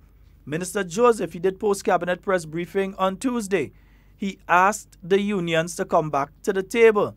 Now the Labour Commissioner has called in the government side, and then he called in the unions, and to discuss the particular issues that both sides has, to make a recommendation. Then if they do not accept that recommendation, both sides will then meet with the Minister of Labour, who will then make a recommendation. If both sides don't agree on that, then you go to arbitration and then industrial action and so on. That is a different approach to what has happened before, where the unions just decided to skip all of that and go straight to industrial action, which is why if you breach your agreement, if you decide that, yes, you're going to just enforce your constitutional right to strike, then government could ensure its constitutional right not to use our money to pay you. It's not government money, it's our money. Definitely. Everybody that listening to this program money. So if they want to continue to strike, every union is supposed to have a strike fund. There's no problem with you striking. Every union is supposed to have a strike fund, and they will provide the payments for all of the teachers that missed the 5 days and the public workers that missed the 2 days. Yeah, they will provide the payments for them for those days missed. Which in the instance of teachers is working out to be a quarter of the salary. Yeah. 25%? 25%. Yeah, 25% head in the wrong direction, boy. Out, not in. Yeah, not in, out. Yeah. You know, there was a very vocal voice of reason the last couple of days, right? A former president of the Public Workers Union and the Trade Union Council, right? Miss Madonna Harford. In listening to her, I mean, she is supporting the union in terms of, okay, fighting for what they figure is best for them. Yeah, you'll fight for your best deal. But she also said to them that, look, at this point in time, based on everything that she has seen, it is the best thing for everyone to get back to the table and negotiate. You understand? Negotiate. There is a way out. But how can you reach a settlement when you walked out on the 3rd of October and refuse up to this point to go back? Right? And still for all, the next thing that government and the people of Grenada heard from you after you walked out was that you taking 2 days in first instance and 3 days in the next instance off. Government decides that, okay, look, you have withheld your labor illegally, thus reminding you that when a worker who has the right to withhold his labor, remember that the employer also has the right to hold back payment. And I think that people are misunderstanding who the employer is. Exactly. The employer is every one of us. The employer, people of Grenada. In the same way, every one of us are the employers of our parliamentarians. Every one of us are the employers of all the teachers and everybody within the public service. So when we speak of withholding, you did not provide the service that we are paying for a particular period of time, and therefore we are withholding the payment for that period of time for not providing that service. Some people say they're going to start to work the rule. Well, so be it. Yeah, so be it. That's how it's going to go. Folks, we could take probably about one more call. I think we've really ignored the oversea line. We've really ignored the oversea line. We need to get... Hey, boss, you good? Yes, There's Depot. Really ignored the oversea line. We need to get one or two in on the oversea line, if possible, within the next couple minutes, Devon. Depot. Okay. But look, I have been always saying that from the word go. There is too much room left for negotiations. Too much. Government has made a proposal. I'm trying to understand, why is the union accepting an inflexible position? I mean... That's just your ego. That's just and ego. Don't try to tell me it's not ego and try to flip it on. No, it's ego. I'm not the one accepting an inflexible position here. I'm agreeing that teachers need to get a little something. Yeah, they need to get a gratuity. They need to get a proper pension. I don't want to see somebody that helped educate me walking in the road like a vagrant, or they can't go and get a medication. I see them go in the pharmacy and they come out with tears in their eyes because they can't afford to buy the medication. That is why government is also working in tandem on national health insurance. Exactly. So that you don't have those situations as the lady in St. John's with the kidney problems. That you don't have the situations as the police officer with the diabetes or with glaucoma that lose their eyesight because they cannot afford the medication. Because I ain't like to tell you, boy, I had to take some eye medication recently, as you know. and price, man. When I realized one bottle of a thing small, so the thing is about a third of my little finger. And that bottle was $80 for that medication, that eye medication. Say, nah, boy, I don't know how some of the people with glaucoma and so have to buy more expensive than that does make it. We have a caller. Good morning and welcome. Hello, good morning. I'm just back briefly, right? Relative to, you mentioned a while ago, workers have the right to withdraw their labor. Also, government, the employer, has a right to withhold wages, right, for days not worked. Therefore, how do you respond to the leader of the GUT, who has said that he's waiting on the first report that a teacher's salary has been deducted, for the days not worked? He went on to say that once he gets the very first report, a legal battle will ensue. How do you respond to that? That he has no legal foot to stand on. He has no legal foot to stand on. Yeah, he has none. I think when he opened his mouth and made that statement about the threats that he made, he knew and he was showing the world, right, that what they did was wrong and they have no legal ground to stand on. They just want to retaliate for something that government is doing that is right. And he knows that, But I want to urge all, especially the leaders of our unions and the government negotiating team, the way out is to negotiate. And the next thing I want the unions and the people of Grenada to understand, over the last 5 years or more, right, look at the amount of benefits that came to teachers, that came to nurses, public workers, and others in the union that government put out for them. Sacrifice for just them, not for the majority of our people. So it's not to say the workers of this country have not been getting their fair share. Under difficult circumstances, they have been getting. Right? So it is time for us to negotiate. Yes, it's your money, but it's how much government can afford to give you at this point in time, Devon, based on the economic situation. Does the union accepting 2% now, or maybe even a little more than 2% if whatever negotiations come to? Does it mean that eventually, in 5 years and 10 years from now, that you can reach a stage where it's 25%? Of course, it may reach in perhaps next 5-10 years. Because it must be measured against the finances of the country. Exactly. So it's not to say that you would never get it. It's just that it is undoable at this time. Point in time. But some people want it to be doable at this point in time. And remember, the government is not doing like NDC, start at zero. In negotiations, they started at 2%, and let's move forward. Taking based on the consideration. Yes. Based on the fiscal situation the country is in at this point in time. And we also have to remember, It's a government that is governing a country for all, not just some. Let me make this final statement before we close because we're heading off right now. The 1989 Act that was put in place for parliamentarians, we've been through that, we've explained it and everything. So many times.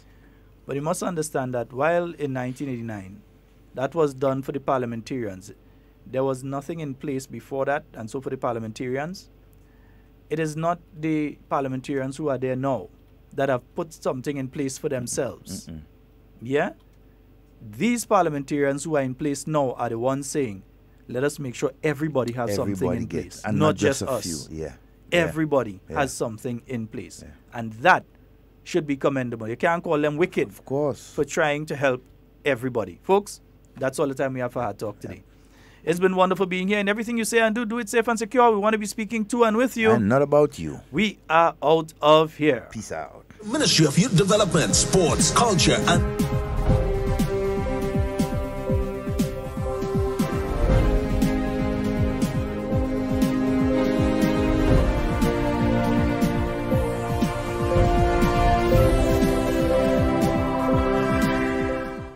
Government says acceding to unions' demands could bring some key programs to a halt. Details to this story and more coming up in the National Report.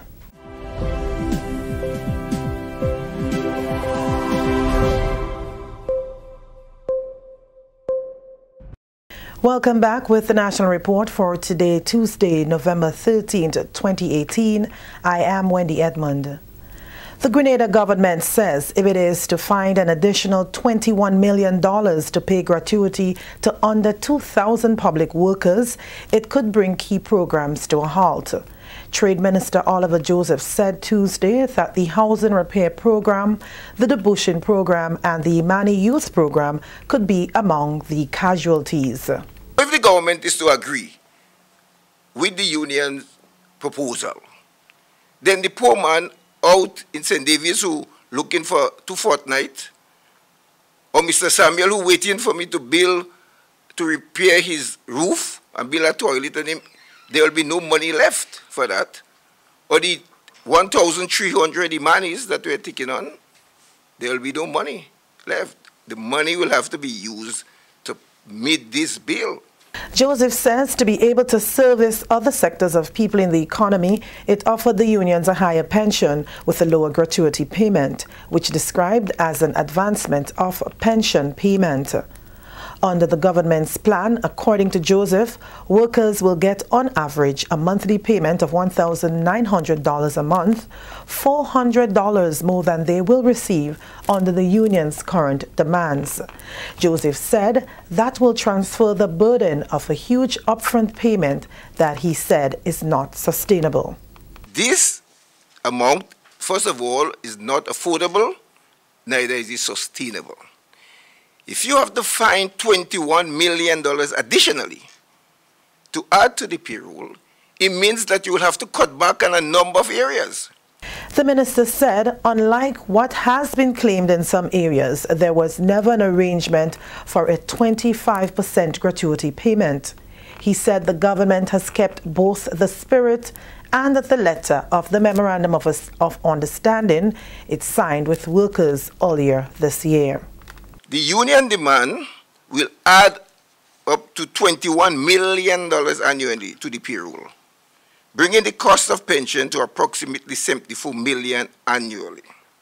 Joseph also said to agree to the demands will also break the law regarding the Fiscal Responsibility Act. If we breach the Fiscal Responsibility Act, it means that the financial pledges that we have, we will not receive it. It means that hundreds of millions of dollars in grant funding will not come to the state because of the breach of the Fiscal Responsibility Act.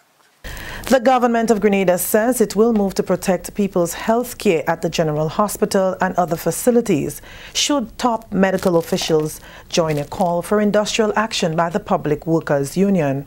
Sources at the Ministry of Legal Affairs say that the government is preparing to file an injunction against any strike in the healthcare services sector which fails to recognize the law. There are restrictions on industrial action in essential services, such as the health sector. According to the source, the court injunction would be filed before the end of the week.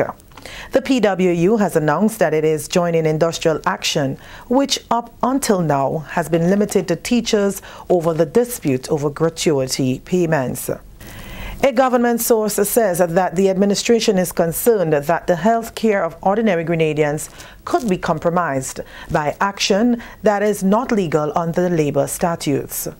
On Tuesday, public workers officially joined industrial action inspired by the Grenada Union of Teachers.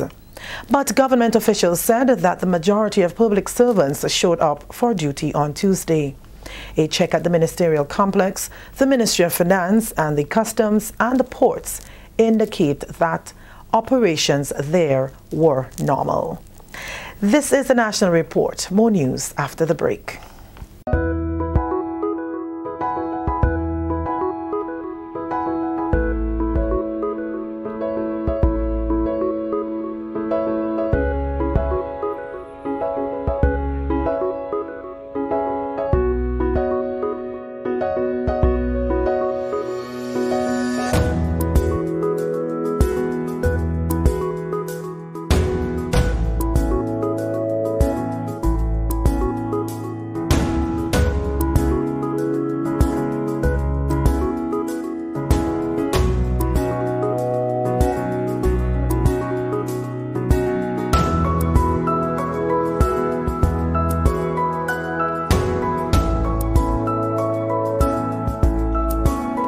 Big business don't participate.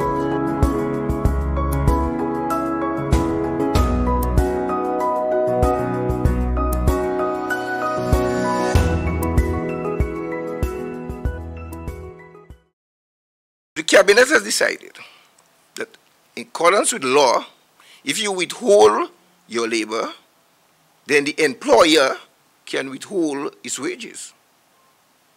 So if you did not provide labor, then you should not expect to be paid for days that you did not work. And therefore, workers who did not show up for work, on the days on which they did not work, the salary will be deducted for days not worked. Minister for Trade Honorable Oliver Joseph addressing the current impasse between the government and the public sector trade unions during the government's weekly post-cabinet briefing on Tuesday. At the heart of the impasse is pension restoration and reform, which prompted the leadership of the teachers union to urge their members to stay at home for 2 days last week and 3 days this week. Workers represented by the PWU have also been asked not to report to work on Tuesday and Wednesday. Minister Joseph also says the comparison being made by union officials regarding gratuity for parliamentarians is not a basis for anything going forward, especially since the formula is different from that of public servants. In a release to its members titled Gratuity a Must, the Public Workers Union said after only 4 years or 1 term in office, parliamentarians receive full gratuity and continue to receive gratuity every 4 years they remain in office. He says that they are not painting an accurate picture. Every 5 years, you must go to the polls to seek a mandate from the people to be re-elected, to get your job. If after 1 term and you're not re-elected, you don't get a pension because you have to serve 8 years to get a pension. And you have to be age 55. So they're not telling you the full story, you know. If you make 8 years, so Kate Lewis and Kindra, who are in the early 30s, if they make 2 terms, right, and say 32 and 8 is 40, they have to wait until 55 years to get a pension. The last time parliamentarians received an increase was 23 years ago. On to this next story. Government's negotiating team had asked the Grenada Union of Teachers negotiators on pension payments to return to the table in a letter that was addressed November 6th that appeared to have been ignored. A letter seen by members of the media Tuesday was responding to a letter a few days earlier by the Grenada Union of Teachers. The response said the negotiating team was confused by the new position of the GUT, especially since they were involved in joint negotiations. The negotiating team also said that what it reviewed as a counter-proposal by the GUT added to further confusion. The letter signed by head of the Pensions Committee invited the teachers to return to the table to clarify the many issues, but it appeared that the request was ignored. Finally, in the newscast, Grenada's Labour Commissioner met Tuesday with a delegation of 7 persons to get background information on the issue of pension and gratuity for further discussions with the unions. Tuesday's meeting at the Ministry of Labour conference room included 3 representatives from the Pension Engagement Committee, 1 from the Ministry of Finance and 3 from the Pension Secretariat.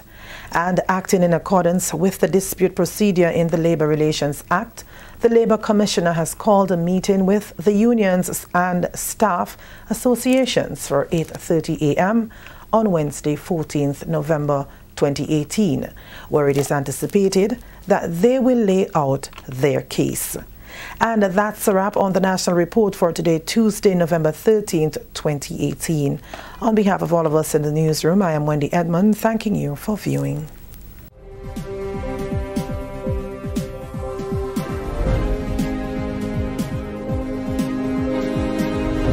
Stay up to date with all that's happening with the new National Party, NNP.